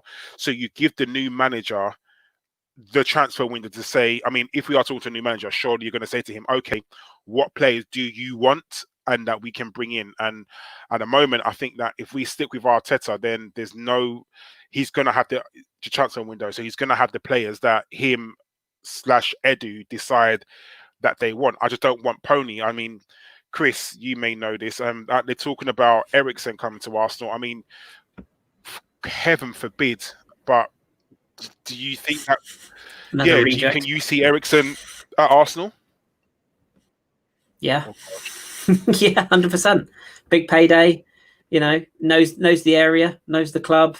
Yeah, I can, and it'll be another player that we're lumbered with for 2 years. Probably get half a season out of before we're done with him.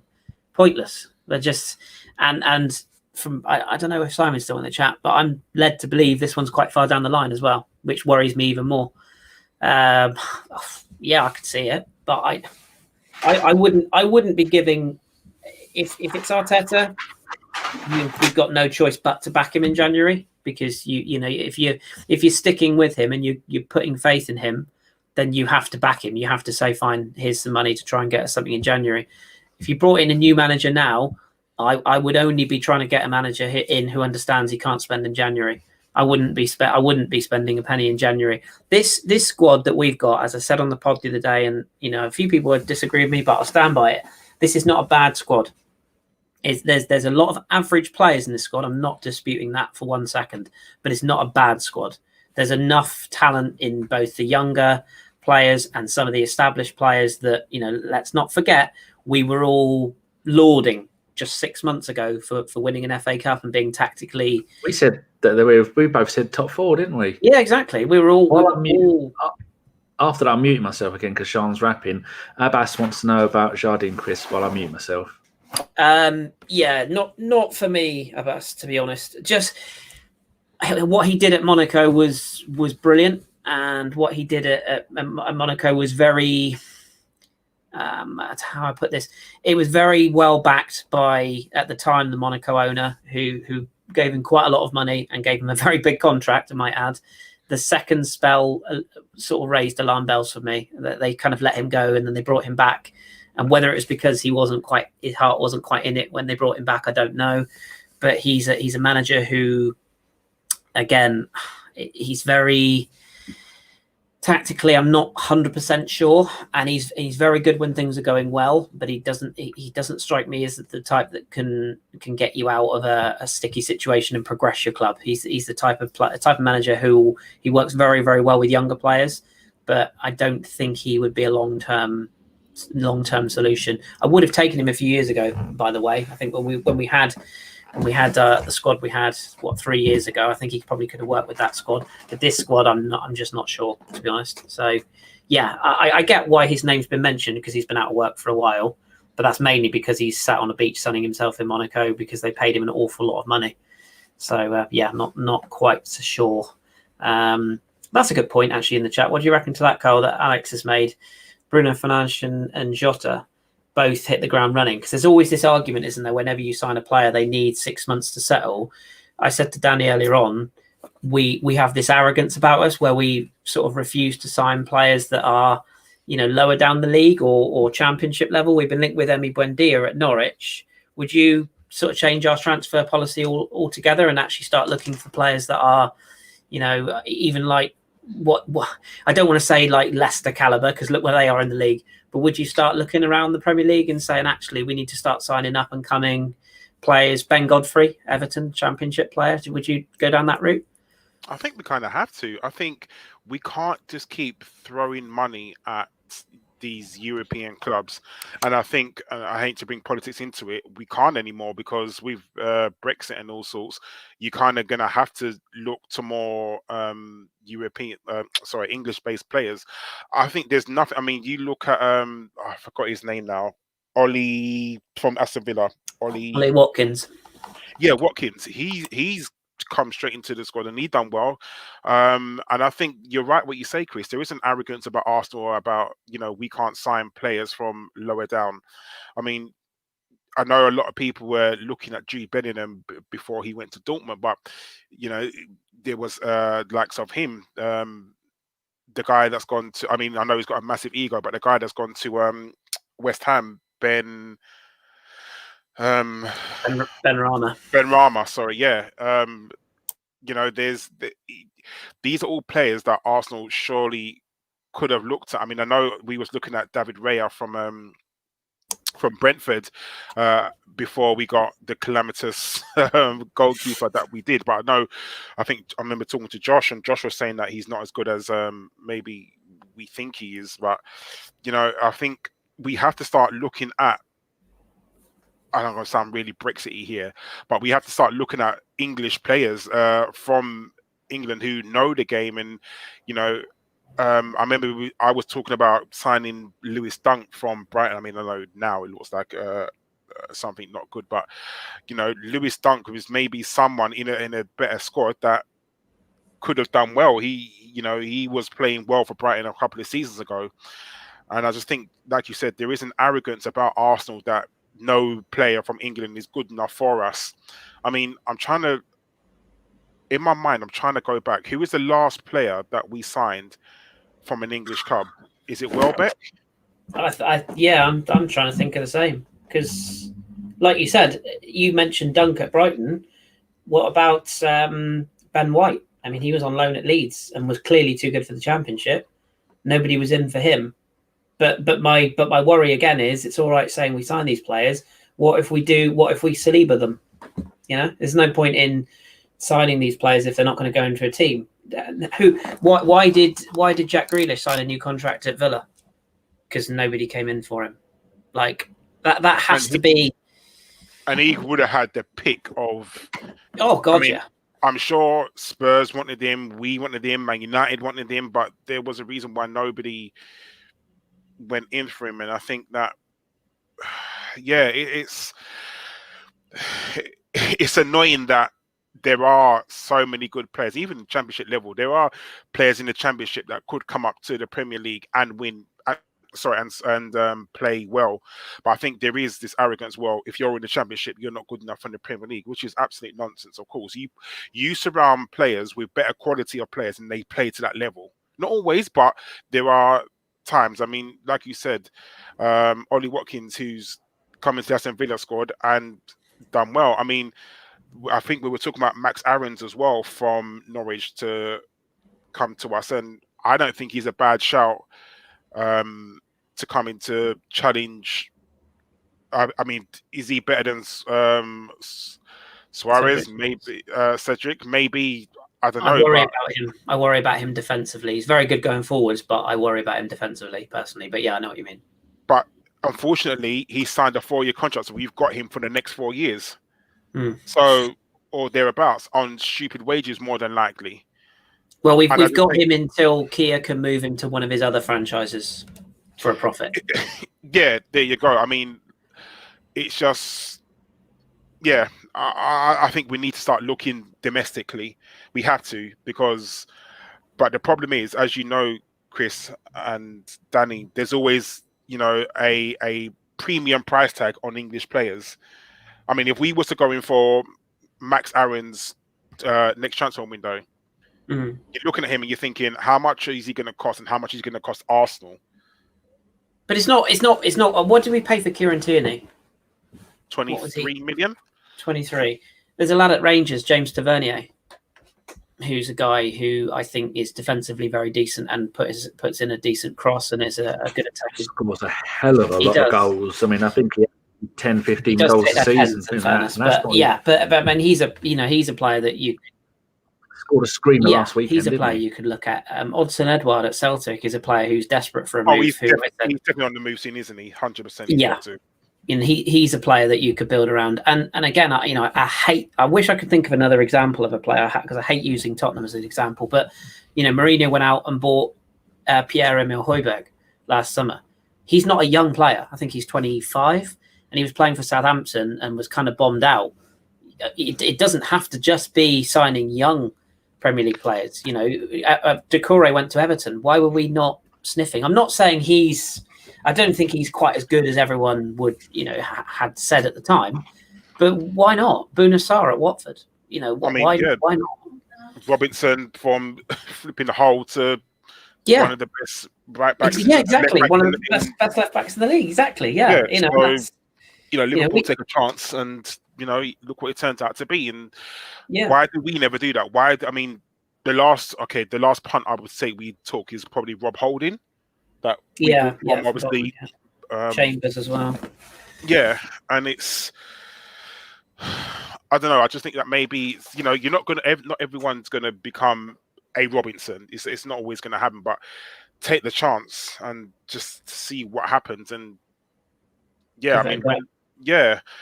can't just keep throwing money at these French clubs. And maybe we could touch on it a little bit later, Kris, about, I know the French TV football deals collapsed.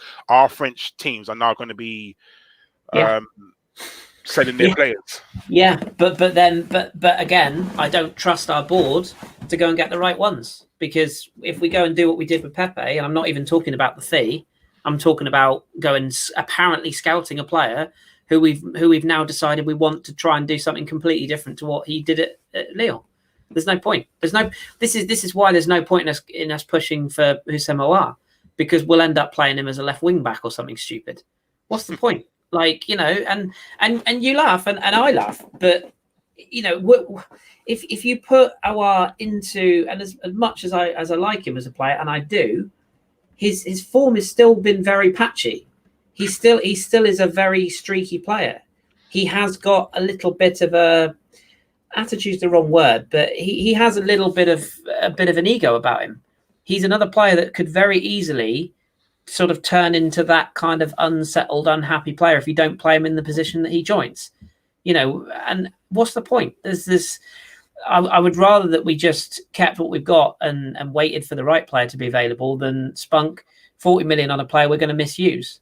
It's just that's my worry. So there's plenty of teams in France that are going to be, absolutely begging for January to come and go, because there's so much financial uncertainty with the TV deal and everything that goes with that. Because a lot of these French teams have essentially banked on that money in the pre-season and have put all their eggs in that basket. And if that with what's happened with that deal has come now, there's going to be so much talent that will be shipped off left, right, and centre for next to nothing. And it's a shame, because the league is really competitive this year and it's been really good to watch, but it's going to happen. But are we going to be at the front of the queue for players like that? Josh was saying we were linked with Bukayo the other day. He's a young sort of young, fairly talented centre forward who plays for Rams. He's not. Well, I don't want to say Kabadiawara because he's probably better than that, but that's kind of the level, in terms of his French league experience goes. He scored a couple of goals and he's quite good movement and he's quick and he's a fun player to watch. But if that's what we're now looking at over the likes of Edouard, I worry. So I don't know. Dani, what have you heard about? I just seen it today that Atletico Madrid is in for Ainsley Maitland-Niles to play at right back. I've not heard that. I know they do need a right back at the moment because not Carl Walker, Kieran Trippier. Yeah, I know he's been suspended for 60 days, but would you really advise? I mean, if I was a young player, I'd be straight out of the UK. I'd be going to live somewhere nice and warm. Like, I mean, playing at Atletico, he's got a manager who's no one's going to argue with, going to be playing interesting football. Probably the second best team in Spain at the moment behind Real Madrid. Would you sell him for because Barcelona are on their 25 arse. mil? Would you take that money for Ainsley Maitland-Niles? I'd want a manager to make the most of him. This manager is not going to make the most of him in any circumstances, so I'd sell him. I don't want him to go. I love everything about him. I love his attitude, the way he plays football, the way he doesn't put his socks up. That's what I like about him and Nelson. They remind me of old school Gooners, and that's what I'd like. But might as well take the money because we're not gonna use him. And when he does use him, he's not. We saw when he played one game this season in central midfield that he played really well. He looked like he was hungry, wanted to go in there and turn things around, create stuff, track back, do all the good things you expect from a central midfielder that the others aren't doing. And then straight away he's out. Next game he's out again, and then he plays. I think he played against Man City, and he what are you doing? Is Kris falling over? Need to call an ambulance. Oh, he's unplugged his bloody audio. No, I'm trying to. There's a buzzing and it's doing my head in. I'll be right back. Oh, well, I can't hear anything. Yeah, so would you sell him, Karl? I would do, but I don't want him to go. I think he is one of the shining lights of our young players coming through. I'm like you, Dani. I don't want him to go, but would I sell him for 25 mil? I probably would, because he's not getting near enough football that he should do. At the moment, this club is in disarray, and unfortunately, Arteta keeps playing the same players, and he's not trying to mix it up. So if you're not trying to mix it up, then he essentially is a squad player.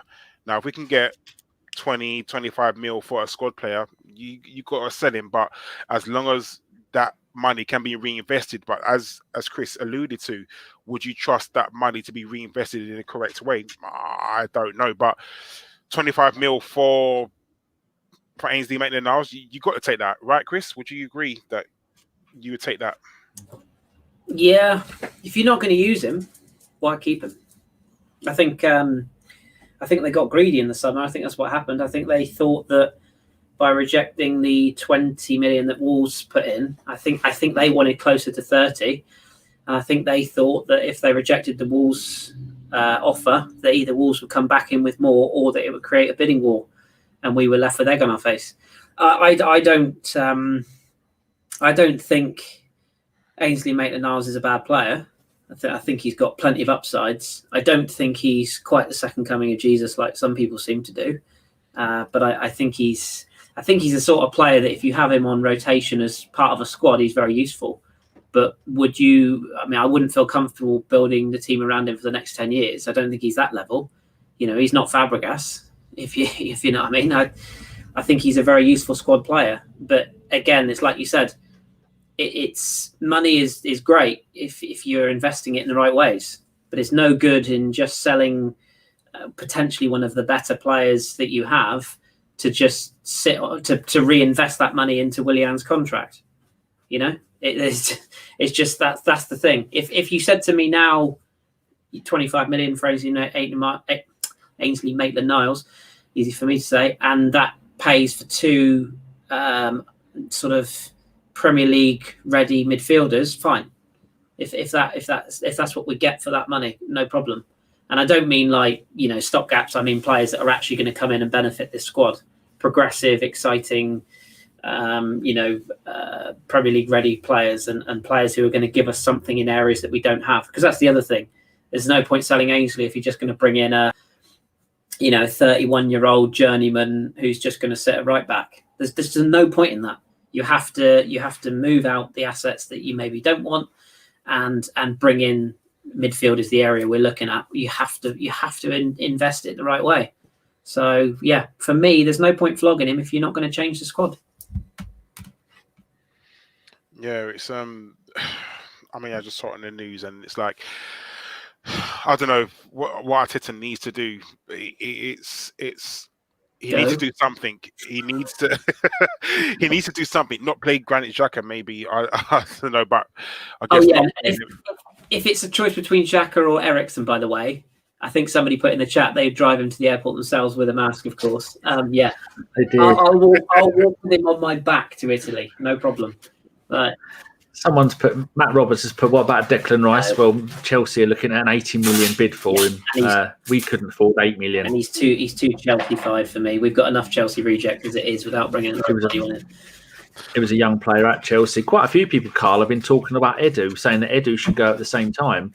Edu only got the job in July 2019, so he had the 19 transfer window, and then he had the winter 20, which was all COVID-y, the summer of 20, which was even more COVID-y, and then that's it. So he's had 3 transfer windows. Can Edu shoulder any of the blame here? He has to. He has to, because ultimately the players that have come in are all his. So as is the manager.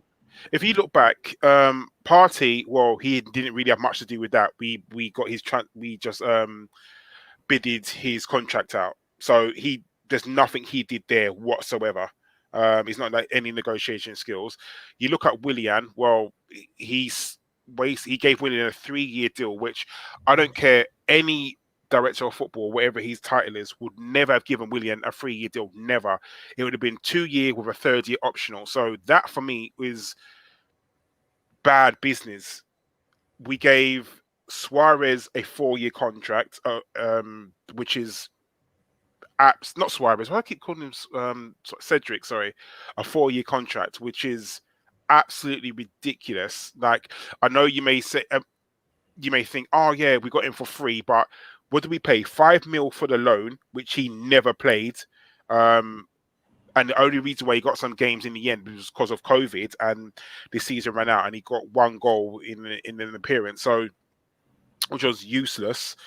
We signed him knowing we paid 5 mil for the loan, knowing he had an injury. Again, very bad business. Who else did we sign? Who's the defender? Pablo Mari. Okay, he got injured on the job, so I guess we are where we are. Jury's out on him. Yeah, hasn't played enough. Yeah, so you got to see that. Who else have we signed? Martinelli underneath him. Well, you know, I give him Saliba. That. Saliba, he signed Saliba, which who the fuck knows what's happening with him at the moment. We've covered that. Yeah, okay. I'm not gonna go back over that then. But yeah, but who the hell knows what's going on with Saliba? But so if you was to judge Edu on 3 transfer windows, what has he done? Like, I'm not saying he's got to work miracles in 3 transfer windows, but there's not a signing that he's made apart from Martinelli where you think, oh, you've done well. Do you know what I mean? He's just spunked money on silliness, and I'm not giving him any ratings for Partey at all, because anyone could have done what Arsenal done and gone and bought out his contract. So, you know, it's not like. It's not like Partey's. It's not like Partey's been under the radar, is it? He's been one of the best midfielders in Europe for a while. Like, you know, it's very clear that Arsenal needed a strong, athletic, ball-winning, but with creativity midfielder. It was very obvious, wasn't it? So he's not. So for me, he hasn't done anything. So maybe he does need to go and bring in somebody else. And who that somebody else is, I guess, Kris and Dani, you'd know more than I who to bring in. We need someone who can overlook at this club and say, right, this is what we need. We need a creative player. We need a player who in midfield who doesn't get the ball and the first thing he looks to do is to pass it back to the goalkeeper. We need a winger who can get the ball into the box. We need someone who can challenge Bellerin for the right back position. We need a striker who can either put the ball in the back of the net or link up with what we've already got. Does Eddie know the market well enough, or is he just looking at certain players and thinking, okay, cool, we're just going to go and get the player who people are talking about. What we need above that, or what we still need above that, is the person who's going to do that negotiation. We missed out on Monchi. I wonder what would have happened if we'd have got him in. The obvious one for me is Ralph Rangnick, in terms of a sporting director. But, newsflash, Man United have needed a sporting director for 5-6 years and they still haven't got one. So they're looking at Overmars, weren't they? I think what we need to look for is we've got someone in Pepe who has cost us 72 million quid. We're paying for him no matter what. We've got other great players at the club that they're not being utilised properly. We need to get someone in who's going to make the most of those players because, like you said, Kris, a manager can come in and not need any new players because we've got everything there. It's like having a chef who's making shitty dinners with quality food. I mean, he's got the foie gras and he's got the caviar and he's mixing it in with custard because he doesn't know what the fuck he's doing. But if you get someone to come in and knows what they're doing, they're going to make a wonderful team out of what we've got. Whether it means bringing back out of the cold the players that are not playing for us anymore or turning things around like that, that's what we need to go and do because we can't afford another manager to come and go. At the moment, Arteta is working with Emery and Wenger's leftovers. Yeah. And then if we get another manager in, he's going to be working with 3 lots of managers leftovers. And we've seen that is, as we saw with Man United, you end up having loads of players like that you've had to get rid of and just give free, like the Sanchez thing. They end up giving Sanchez a virtual free transfer. Yeah. A bloke that they spent £500,000 a week on. And then they did this. Was it Angel Herrera went to PSG or something like that? Yeah, they got and the whole Pogba situation, the player that they let go for free, they buy back for 105 million quid, and they still to this day he's still not had a decent season. And now they're looking at losing him on a free transfer because they can just chuck in more and more and more money after it. And they've stuck with Ole, and it does look at times like it's turning itself around and things are going to get better, but. We've got so many players there. We can't afford. We haven't got Champions League money coming in. We haven't got owners that are going to throw money at us like it's going out of fashion. So we can't afford to keep doing that. So we even need to. I keep saying I want to keep Arteta, but Arteta, it doesn't look like he's going to be the answer because you can't have new toys if the toys you've got there's nothing wrong with them. And I keep thinking of all these analogies, but you can't do it. Oh, Alonso's there. Hello, Alonso. Oh, and Phil Macker. If you get rid of the 3 bad eggs, quote unquote, in Ozil, Kolasinac, and Socrates, and the reason they're bad eggs or whatever is for everyone to speculate. It's, I don't know how much I believe and how much I don't believe. But even if you get rid of those 3 players, at the moment they're not playing anyway, so they're not relevant, are they? They're not in the squad, so they're not relevant. So even if you have to pay them up, if you had a new manager, you just say, look, these 3 are off record. Just get rid of them.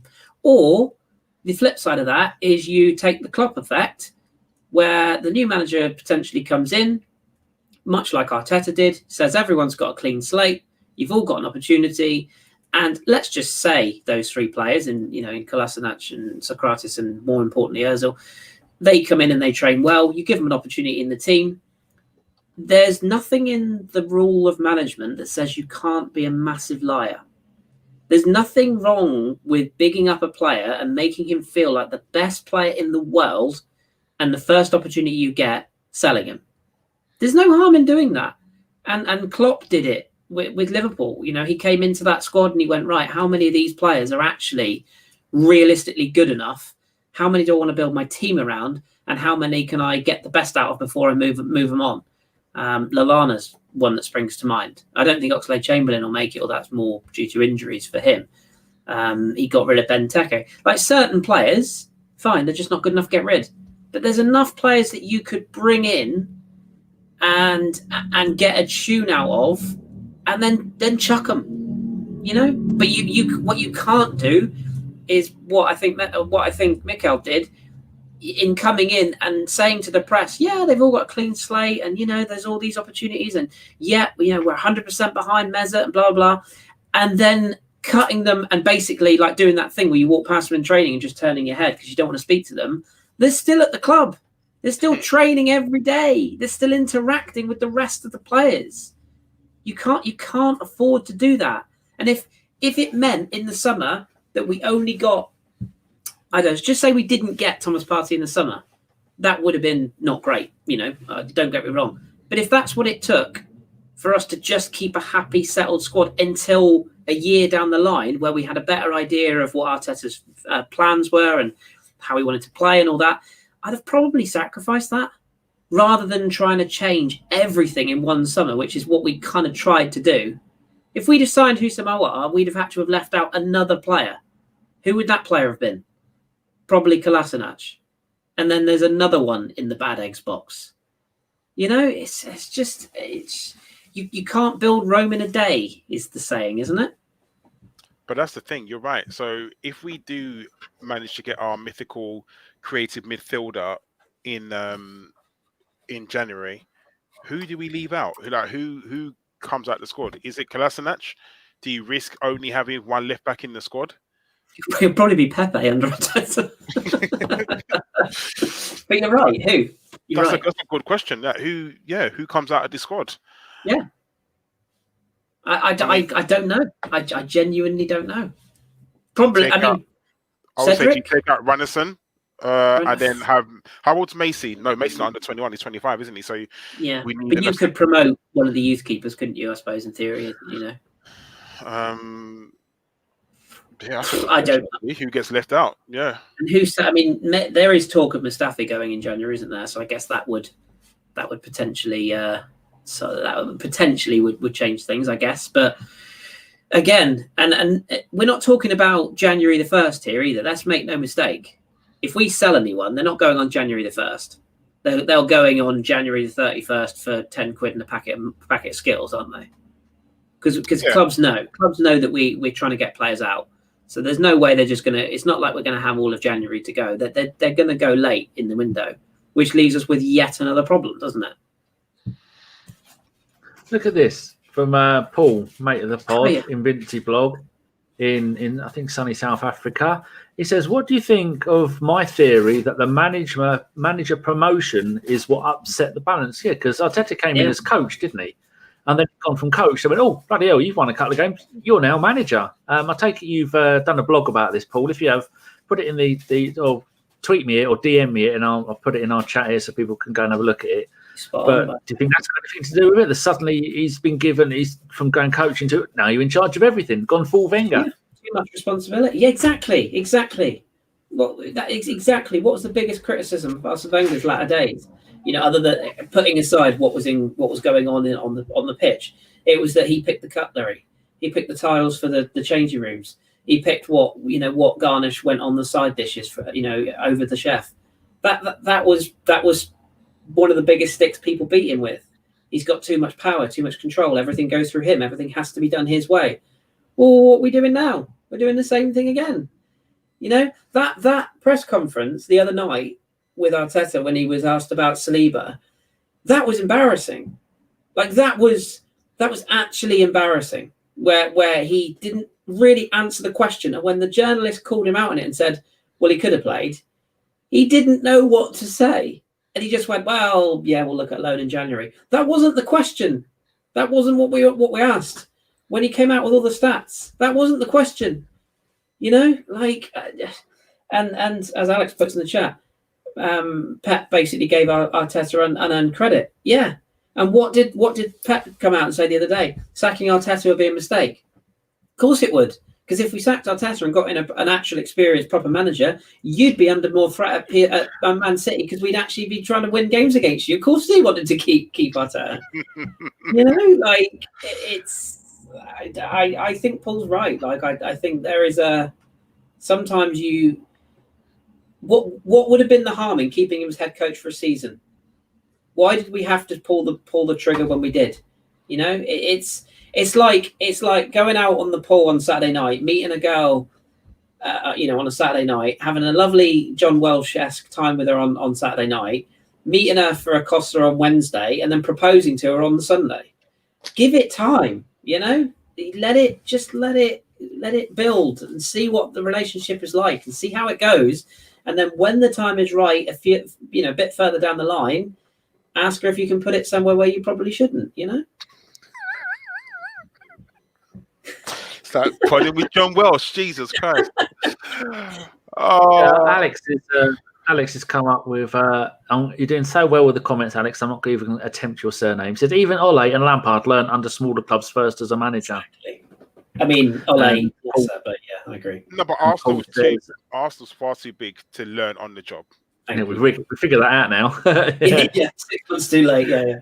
That's why. I mean, you look at, like Paul says there, a lot of the players were players he has were his contemporaries. Respect should be earned. Some of those players he was playing with, he went in there and went, "Oh, I used to play with Ozil. Oh, don't worry, this will be fine." Yeah, he knew Al Nene. That's why he brought him back, wasn't it? Because he said he enjoyed training with him. Look, we tried. You know, there's no shame in trying in life. This is why Paul is a blogger. The problem is there is a footballing vacuum above Mikel Arteta. Yeah, there is. There's Edu and there's Kia, and that's it, isn't it? Yeah, 2 people. And you know what? I'd have more faith. I don't know how much of the problem Edu is. I go back and forth on this. I'd have more faith in Edu coming out now and saying, do you know what?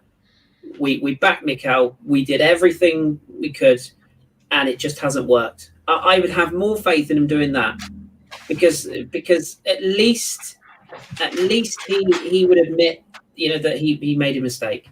And what I thought was telling, I don't know if you saw this as well, Karl, in that I think it was it the Everton? No, it was the Southampton game, and the camera cut at the worst possible time, I think, for Arteta, when you saw Edu in the stands and he just put his head in his hands and just shook his head at one of our 74 failed attempts at trying to pass the ball forwards.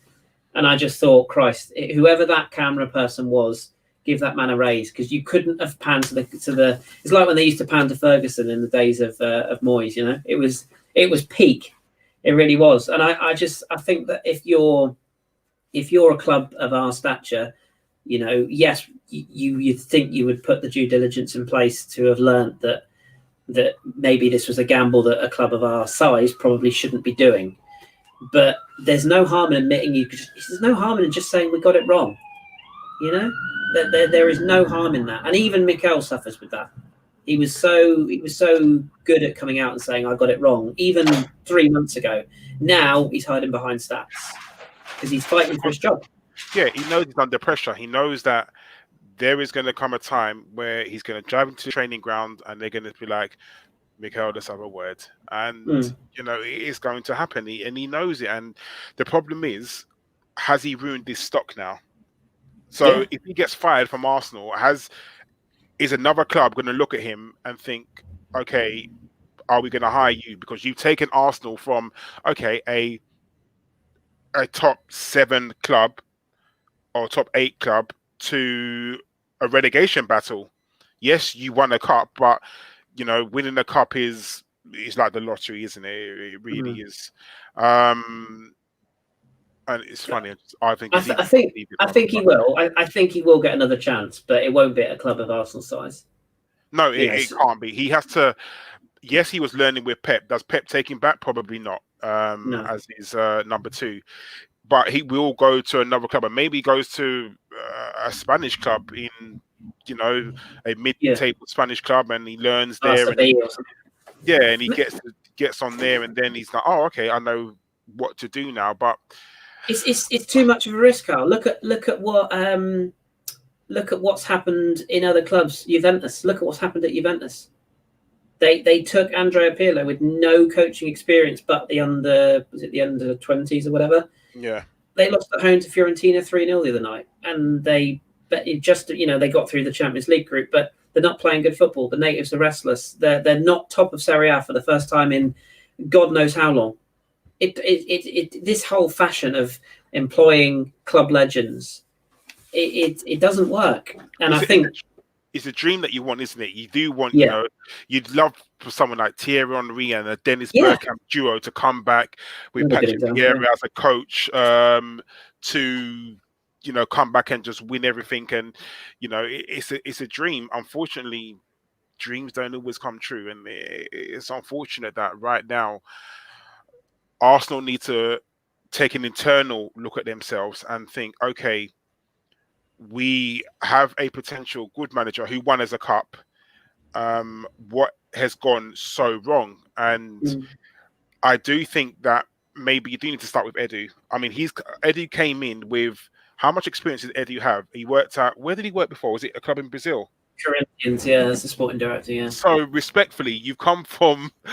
So you've got Pep. You've got Arteta, who's come as Pep's number 2, and then you've got Edu, who's come from. I mean this respectfully, or maybe I don't. Some club in Brazil as a sporting director.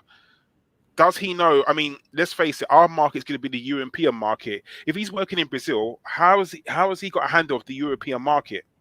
Yeah. How many people leave Europe and go to play football in Brazil? Not very many. I can guarantee you that. Smaller market, isn't it? There's less talent. Yeah. So I think it's. I mean, when he first signed for Arsenal, everyone was saying, "Oh yeah, we're gonna have access to all these unknown people in Brazil, all these unknown kids in Brazil." Like, he brought Martinelli over, and that's it. We've got no one else.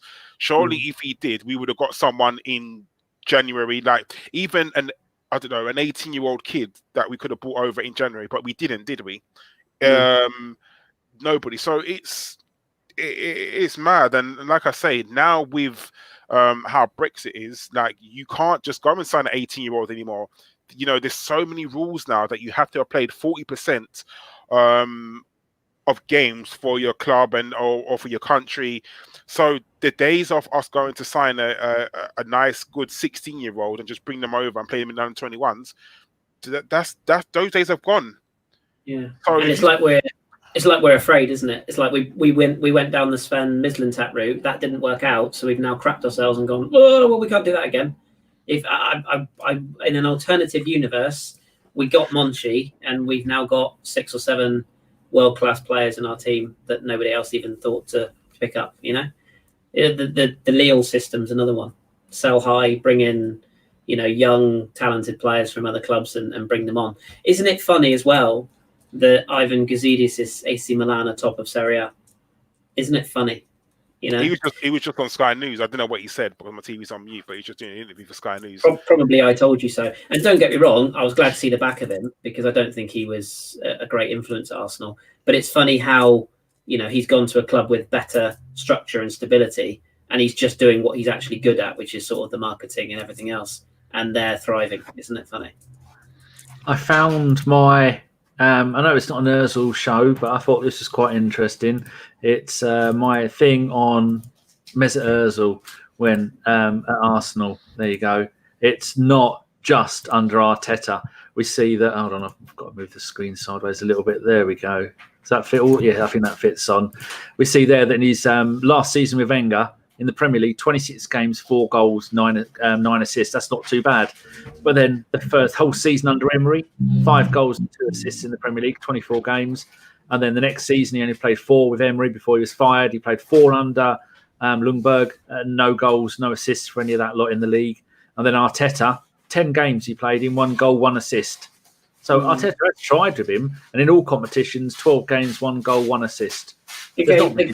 The game's moved on, hasn't it? That's what that tells us. But what it also slightly tells us is that, or what it doesn't slightly tell us, I should say, is, and I don't want to go too deep into second assists and build-up play, but I wonder how many of the goals that we scored in the era of those managers and in those seasons, I wonder how many of those goals was he involved in.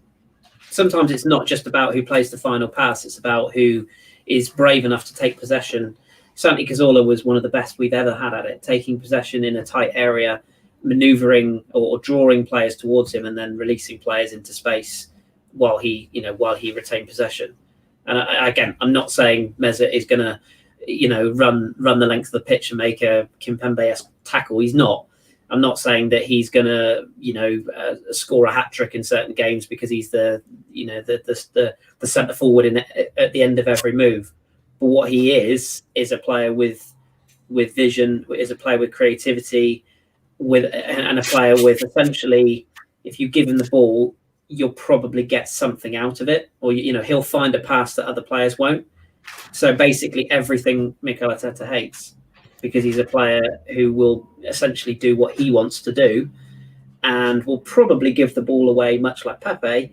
Probably, actually, to be fair, Mesut doesn't really give the ball away, but he will go missing in games for long periods. He probably will cost you a goal because he doesn't track his man once every 3 weeks. But what he would also do right now, because by the way, our squad's already doing that. Let's not forget that.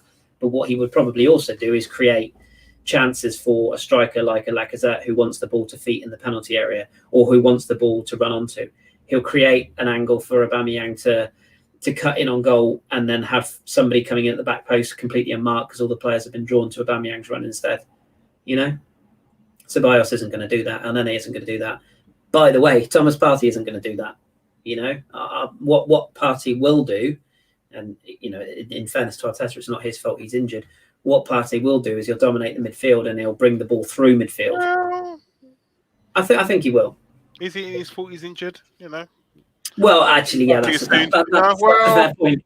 That's a fair point. That's a fair point. Yeah, he's currently pushing him through rehab as we speak. He's like shoving him into an air compression chamber or whatever.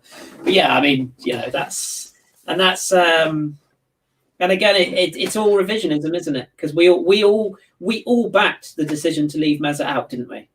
Let's not forget that. It might also go completely wrong. I think what we all said was this is not only, but this is one of the decisions that Arteta will live and die by. If it goes well, no problem. But if it goes like this, then yeah, exactly. Now we're all sat there going.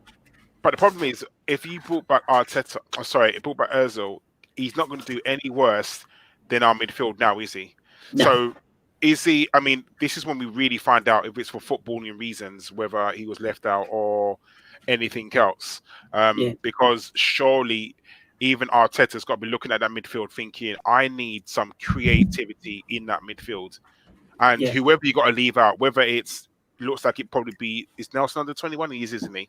Yeah. So I don't know who you leave out for Mesut Ozil, but it'll probably end up being like Pablo Mari because he just hasn't played and he's got no other options left, or Suarez, or you know, something like that. So if you need to, but surely he's got to look back at it and think, okay, but is his pride too strong? That's the thing you got to look at. Will he look at it and think, no, he's out for footballing reasons, my pride is a bit too strong, so I'm not bringing him back. Yeah, it makes him look weak. Whatever he does, it makes him look weak because he can't win. If he brings him back, if he brought him back January the 1st, and the first game we played on New Year's Day, I don't know who it is it West Brom? And Ozil sets up a goal, even if we lose 7-1, if Ozil has anything to do with a goal, everybody will go, there you go, Mikel, told you. If, however, he comes in and stinks up the joint and does F all for 6 games, everyone will go, oh, well, that's fucking Arteta. He's so weak. He was so desperate, and all he had in his locker was to bring back Ozil. We knew that wouldn't work. He can't win, but he's put himself in that position, you know. And whether it was the club decision or Arteta's decision, he's gone along with it. Because if Arteta, when we sacked Emre, Arteta had all the power. We didn't bring Arteta in the summer that we went for Emre. Arteta was the favourite for the job. Everyone's forgotten that. He was the favourite for the job, and we chose to go with Emre. And we realised, or apparently then, a year later, we went, oh, actually, might have made an error here. And that's when that photo was taken of Vinay out the back of the bins, you know, Arteta's house, going for a sleepover or whatever. We brought him in, and we backed him. And we said, every decision, you know, we'll put our faith in you.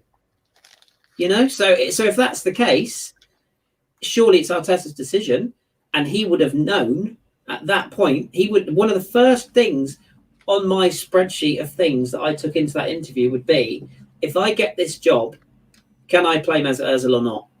Well, the answer from the club was clearly yes, you can, because he did play for him. And I don't know when these comments came out about the Chinese Muslim situation or whatever. I believe that was just after lockdown, wasn't it?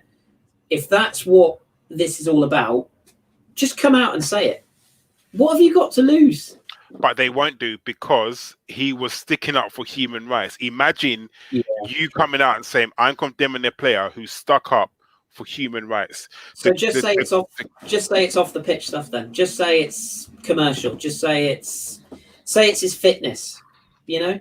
Just come out and say he's not playing for he's not playing for attitude. You know? Mesut can come out and say whatever he wants. He'll always have Paul says there, also not taking a pay cut because I think he said he One of the two. didn't trust Yeah. the club.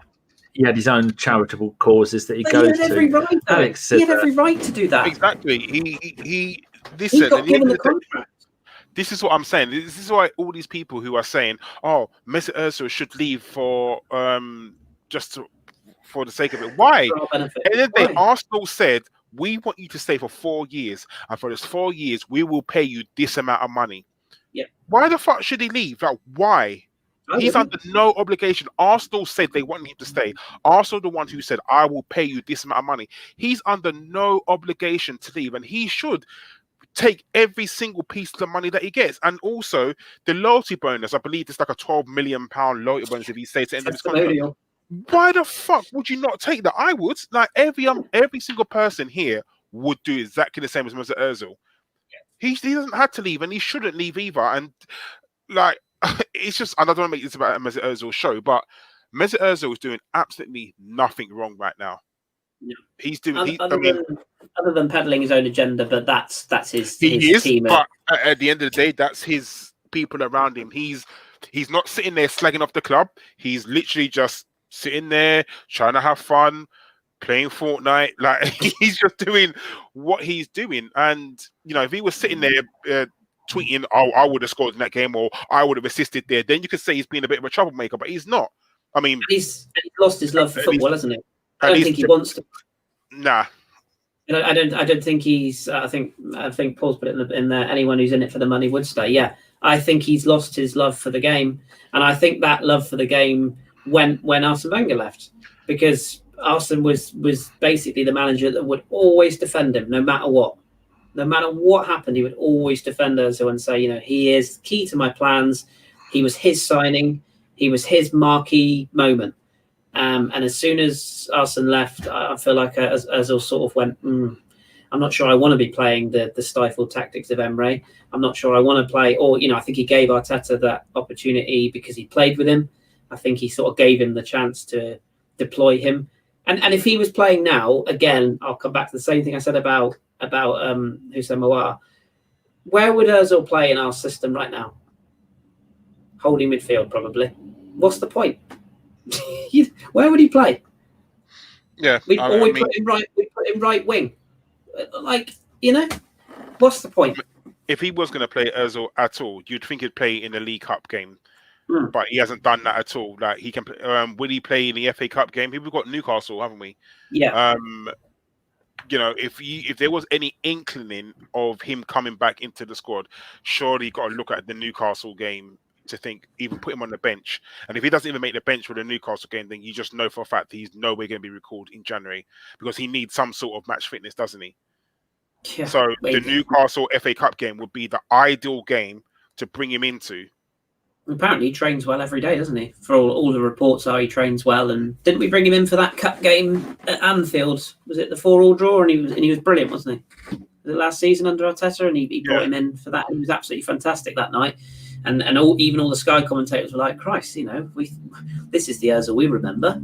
And then here we are a couple of months later. So, you know? So if he doesn't make that Newcastle game, you know, for the FA Cup, you know for a fact there's no way he's going to be anywhere near the squad for the rest of the season. I can't see him coming back. I can't. I just think, I say, if you're Arteta, that's a bigger gamble than leaving him out in the first place, bringing him back. Because if you get that wrong again, I mean, and unless he's told you've got 2 games or 3 games to save your job, then yeah, you might as well, because you've got nothing to lose, have you? But if he's been told you'll be the manager of this club no matter what happens at the end of the season, he'd be absolutely mad to bring him back. Absolutely mad. So there you go, Dani. Yeah, people are saying in here, Mike Hernandez said, he says, this is good. Why are we talking about Ozil like he's Bergkamp? Come on. Yeah, he's got a point. I think because we're desperate, Mike, that's why. Because we are clinging to the idea that we could have something interesting in midfield. Paul saying rumour of Kia's signings are disruptive. I think if Edu stays, he's got to say, look, no more of these Kia players. They're all getting tidy little offshore bonuses, maybe, possibly, from all these free signings and all these deals that are going through. There's got to be the whole Pepe thing. We know that something fishy went on there. £72 million for that player. It goes back as far as Mustafi, like Gary Neville has said. When I was at Valencia, we tried to give him away. We couldn't get rid of him. Then Arsenal coming in offer 30 million. That's just typical Arsenal. I don't think it's just Kia signings though. I think it goes. I think and again, I don't want to be too critical of the guy because he carried us on our shoulders for 6 months. Aubameyang's not a good presence in the dressing room when things aren't going well. Ask anybody who followed his career at Dortmund. When things are going well, no issues whatsoever. When things are not going well, I'm not saying he hides or anything like that. I'm saying in the dressing room, I'm saying his body language is not the best, and it's certainly not the best on the pitch. So, and what Karl said, being captain doesn't help because that's another burden he's got to carry.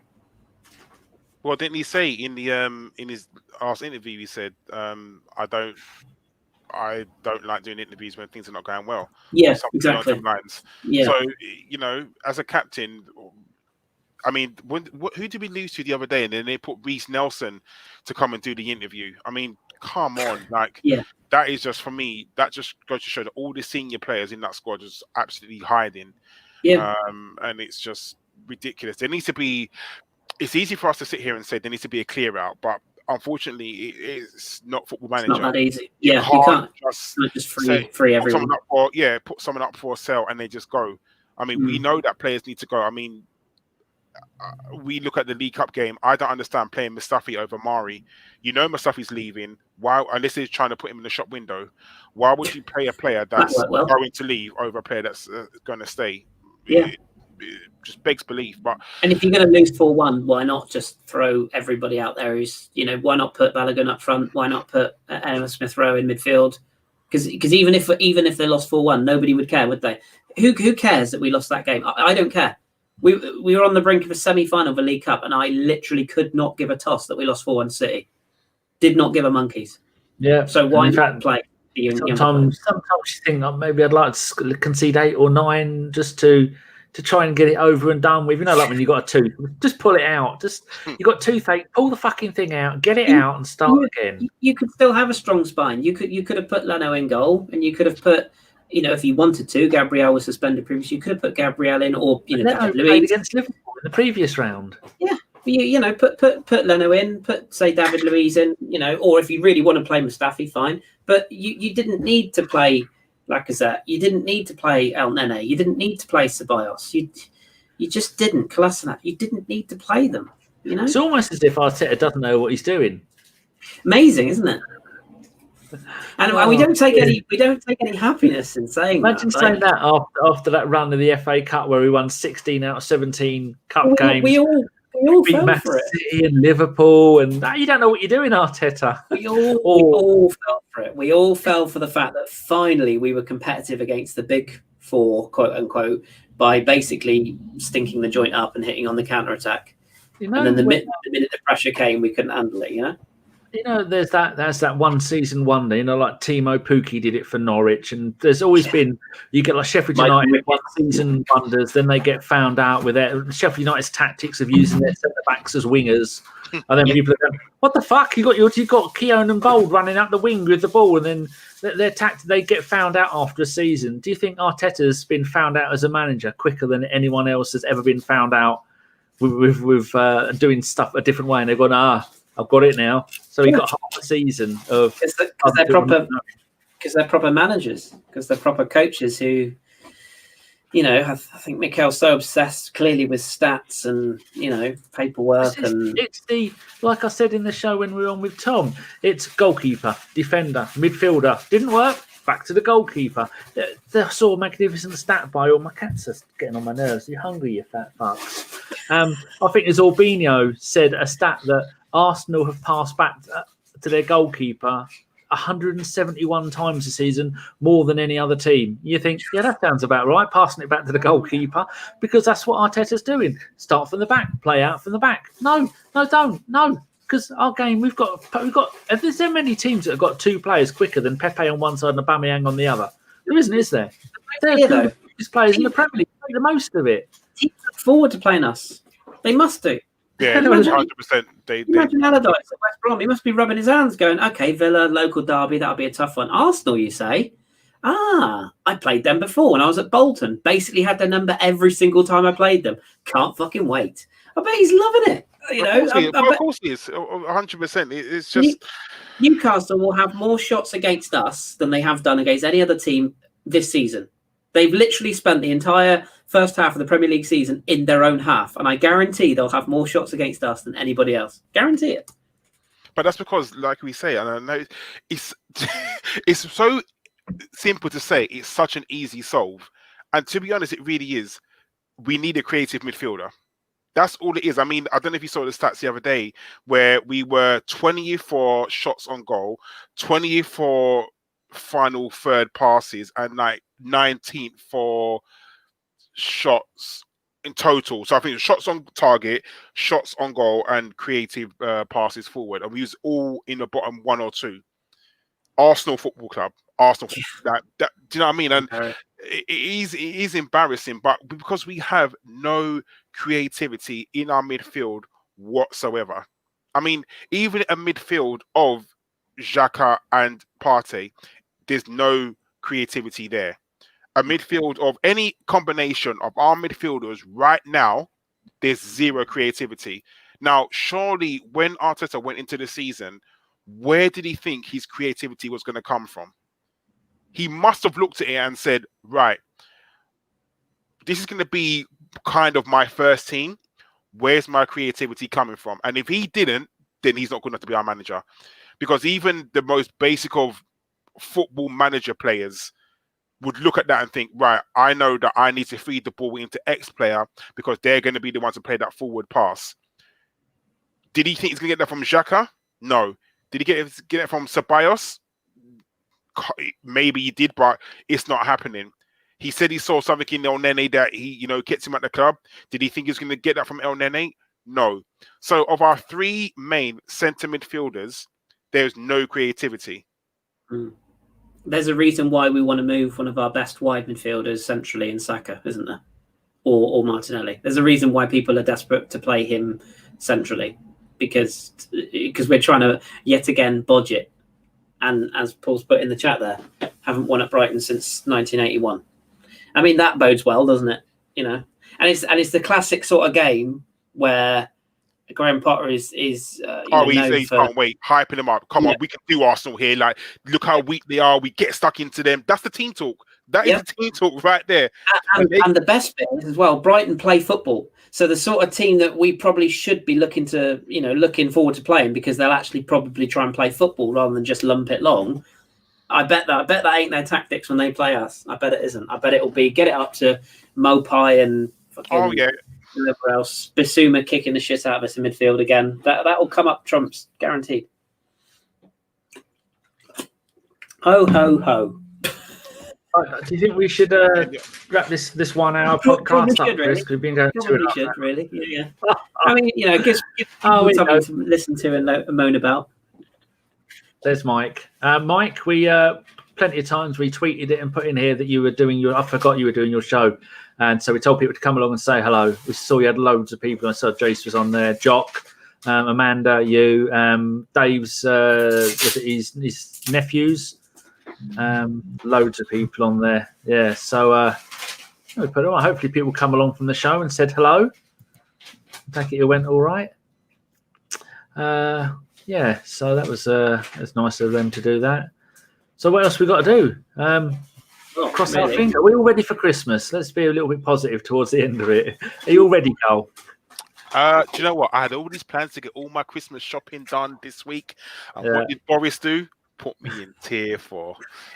But do you know what? Like, in all seriousness, I truly do hope that everyone has a really nice Christmas. No matter if you're by yourself, if you're you having to be, you can't see your parents or your loved ones. It's unfortunate that we're kind of in this position, but let's be safe this year. So next year we can have hopefully have a proper Christmas, and just do the best we can. I mean, don't be upset. Don't watch Arsenal. If you want to stay happy, but in all seriousness, even if you're alone, just know that you know, anyone at ABW would easily have a conversation on Twitter, apart from sorry, Chris.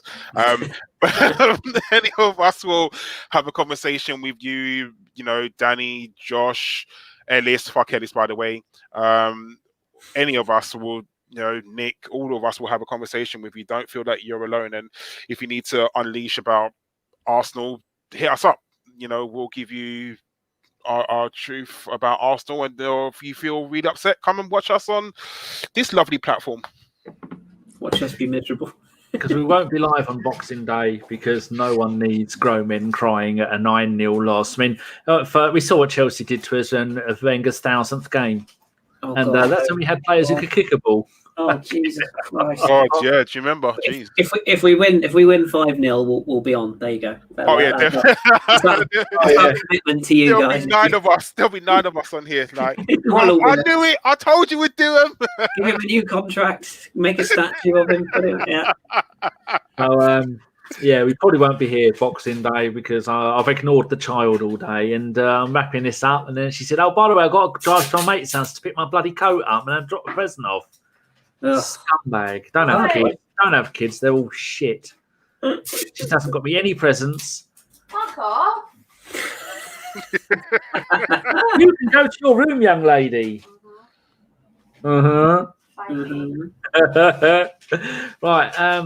So we probably won't be with you Boxing Day, and then we might do one in between that game and New Year's, but I'm not sure about that. But like Karl said, everybody have a lovely Christmas, and go and find someone that you haven't spoken to in a while. Give them a ring, give them a text, let them know that you're still there. I heard someone say that. What was it? It was on I was listening to a podcast, and he said that he hadn't spoken to his friend for 10 years. Now, what podcast was that? I don't know. Could literally been any. I know Take That are doing a little advert about that, aren't they, at the moment? So was it Robbie and Gary? Oh no. I mean, that might be where they got it from. Yeah. That's annoying me now. I can't Have you remember. seen I know we're talking about adverts, Ray. Have you seen the new Pepsi Max advert? No. Where, you know the guy that drives the Coca-Cola van?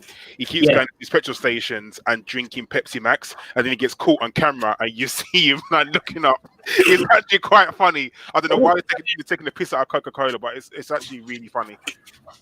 I will have to look that one up. It might have been Mark Kermode and Simon Mayo, the Wittertainment. If there's anybody from the Church of Wittertainment here, do a bow noddingly, bow knowingly. That's the one. Anyway, so he said that he hadn't spoke to his mate for 10 years, so he rang him up and they had a chat, and he said it was nice to hear from them. But I can keep in contact with most of my friends and Ellis. So, there would have been a game a couple of days ago, but I said, Josh, you're in charge of this one. It's up to you if you do it. And he went, nah, half time. Nah, it's not doing nothing to talk about.